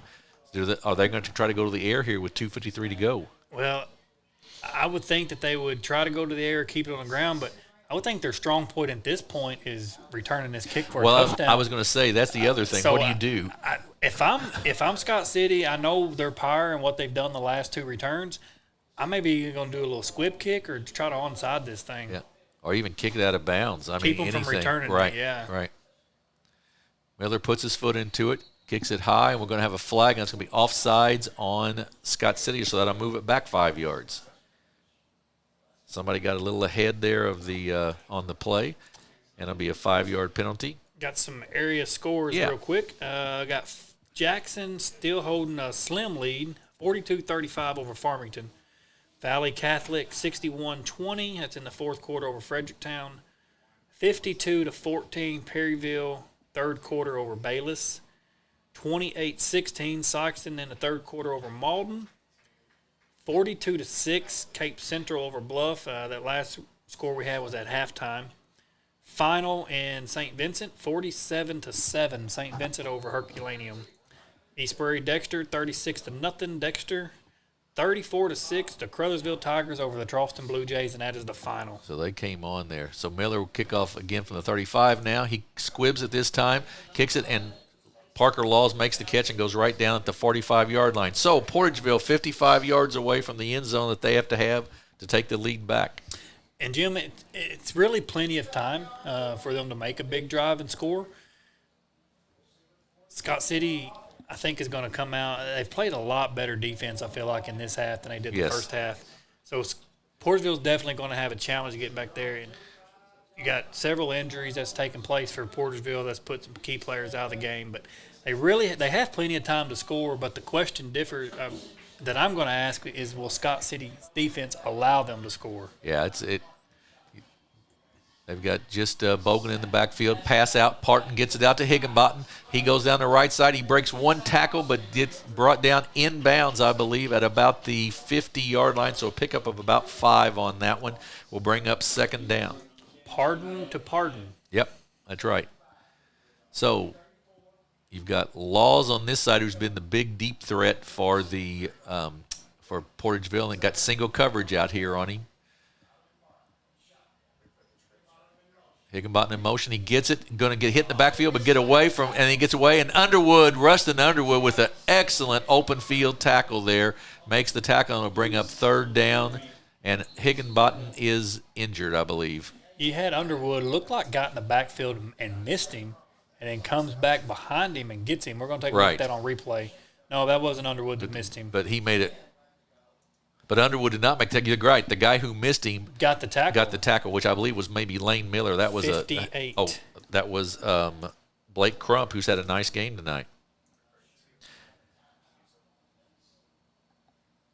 One other score that I just see that we didn't get earlier was Haytide with a 58-21 win in St. Louis tonight. So good for them. Kelly leads Kennett 20-6 in the 4th quarter. Timeout charge to Portageville here. So as they take a timeout, we'll take one as well. They trail by 4 to Scott City, 28-24 with 2:10 to go. We'll be back in 30 seconds with the completion of this one. At First State Bank and Trust, your future matters to us. Whether opening your first checking account or growing savings for the future, we're here to help with innovative tools and personalized service. FSBT offers a range of deposit options to fit your needs. For nearly a century, we've been committed to the financial needs of our local customers. Secure your future with a bank that's been trusted for generations of families in Southeast Missouri. First State Bank and Trust. Your money, your future, your bank. For 90 years. Member FDIC. Just a reminder that upcoming on Aycorp Sports next week, we'll have 2 volleyball matches with a huge Class 1 matchup between Gideon and Advance on Monday night and Scott City at Sykeston on Thursday. On a Friday night, we'll be back in Dexter for a big Class 3 matchup when the Bearcats welcome the Southern Boone Eagles in a clash of top 10 rated teams. But here we've got a lot to be decided here in the last 2:10 as Portageville has the football 3rd and 7 from their own 48.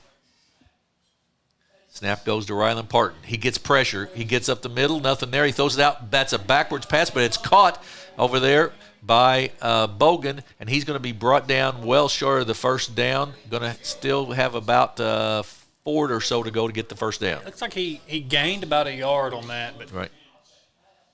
Nice job by Rylan Parton of getting free from the blitz, and we'll have a timeout, the last timeout by Portageville.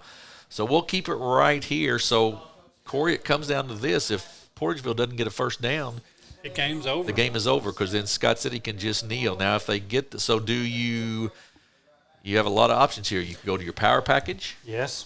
You could throw the football. You could just run your basic play and see if Bogan can pick it up. What would you do?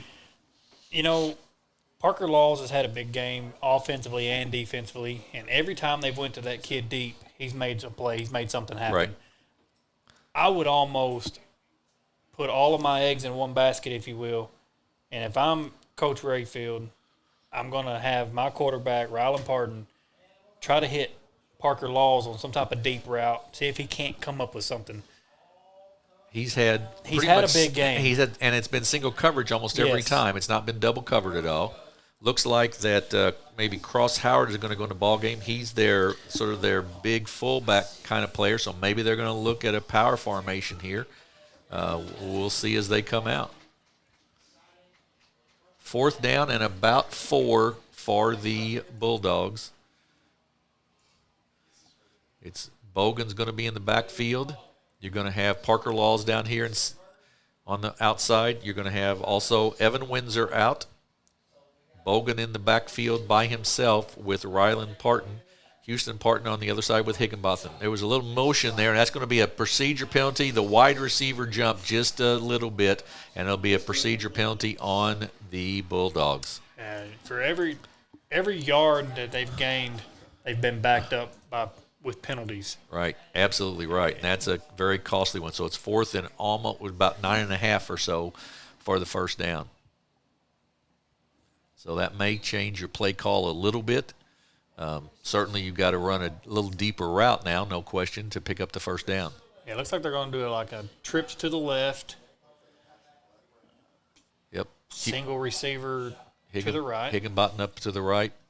You got Parton and Laws down here. Snap goes to Parton. He's getting some pressure from the backside. He goes deep. It's over. What a catch! It was overthrown, but Houston Parton makes the catch. Wow. What a great catch. I mean, one-handed for the first down. I thought it was overthrown. I thought the ball game was over. Houston Parton keeps the undefeated season potentially alive. And when who better, Jim, to call on in a situation where you need him the most than your brother? That's exactly right. And he called on him, and he delivered. That is a great catch. Minute 32 to go in the ball game. Clock running, and no timeouts left for Portageville. Rylan Parton with Bogan in the backfield. Parton, left-hander, throws it right side, throws it a little low and out of the reach of Evan Windsor, and it'll be 2nd down. So 2nd and 10 now for the Bulldogs. You know, it seems like he's thrown to his left-hand side of the field most of the night, whichever way they've been going. So it might be a time to go the opposite way. They put trips to the right side now, which would be opposite of what he's done so far. But I think he's a left-handed quarterback. He is. So, I mean, it makes sense that he's throwing this away. He's dominant. Laws, single coverage on this side. You mentioned earlier he could be the big play guy. Somebody's going to step up and make a big one. Parton, he looks right this time. He throws it right. He's open. Ball's tipped way up in the air and intercepted by Scott City, brought down, and that's going to be the ball game. Ball went off the receiver's hand and helmet and went straight up in the air, and it was intercepted, I believe, by Jordan Dupree of the Rams. You know, and he had a wide open Houston Parton. Yeah, exactly right. No, I take that back. It was Jackson Berger with the interception there, and all Scott City has to do now is fall on it, kneel on it. They're going to take a timeout and probably discuss that. Do not do anything dumb. Will be the discussion in the over there. And that's a tough one. I mean, it bounced right off the receiver's hands and right to the defender.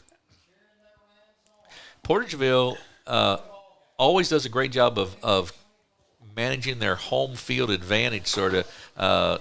They don't lose very often at home. This would be a pretty big upset and a big win for Scott City, I think. I'm not sure if they lost at all last year at home. They did not.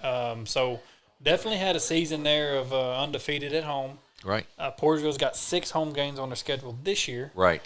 So yeah, I think this might be their first loss in a season. Yeah, absolutely. So Scott City will just have to kneel on it here with 1:12 to go. They'll have to snap it a couple, maybe 3 times here to get the victory.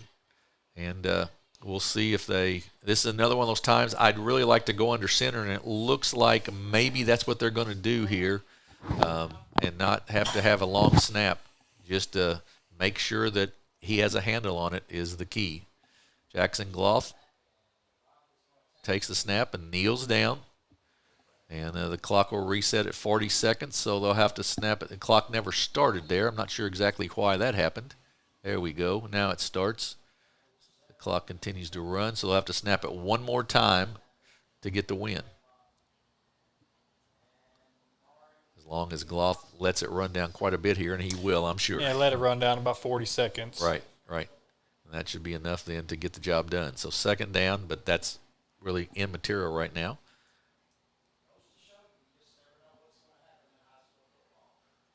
28-24, Scott City came out 3 scores here in the second half. They were down 18-7 at halftime, but managed to come back and get the victory here, 28-24. And Corey, just a really nice comeback, especially after last week being upset by Hayti, to come down here to Portageville and upset them. That's a huge win for the Scott City Rams. Yes, and it gets them back up to 3-1. And Jim, it may even raise them back up in the district. They may take that number 1 spot, or at least number 2 spot, depending on how the Crosville, which we understand how Crosville and Charleston, they won. Right.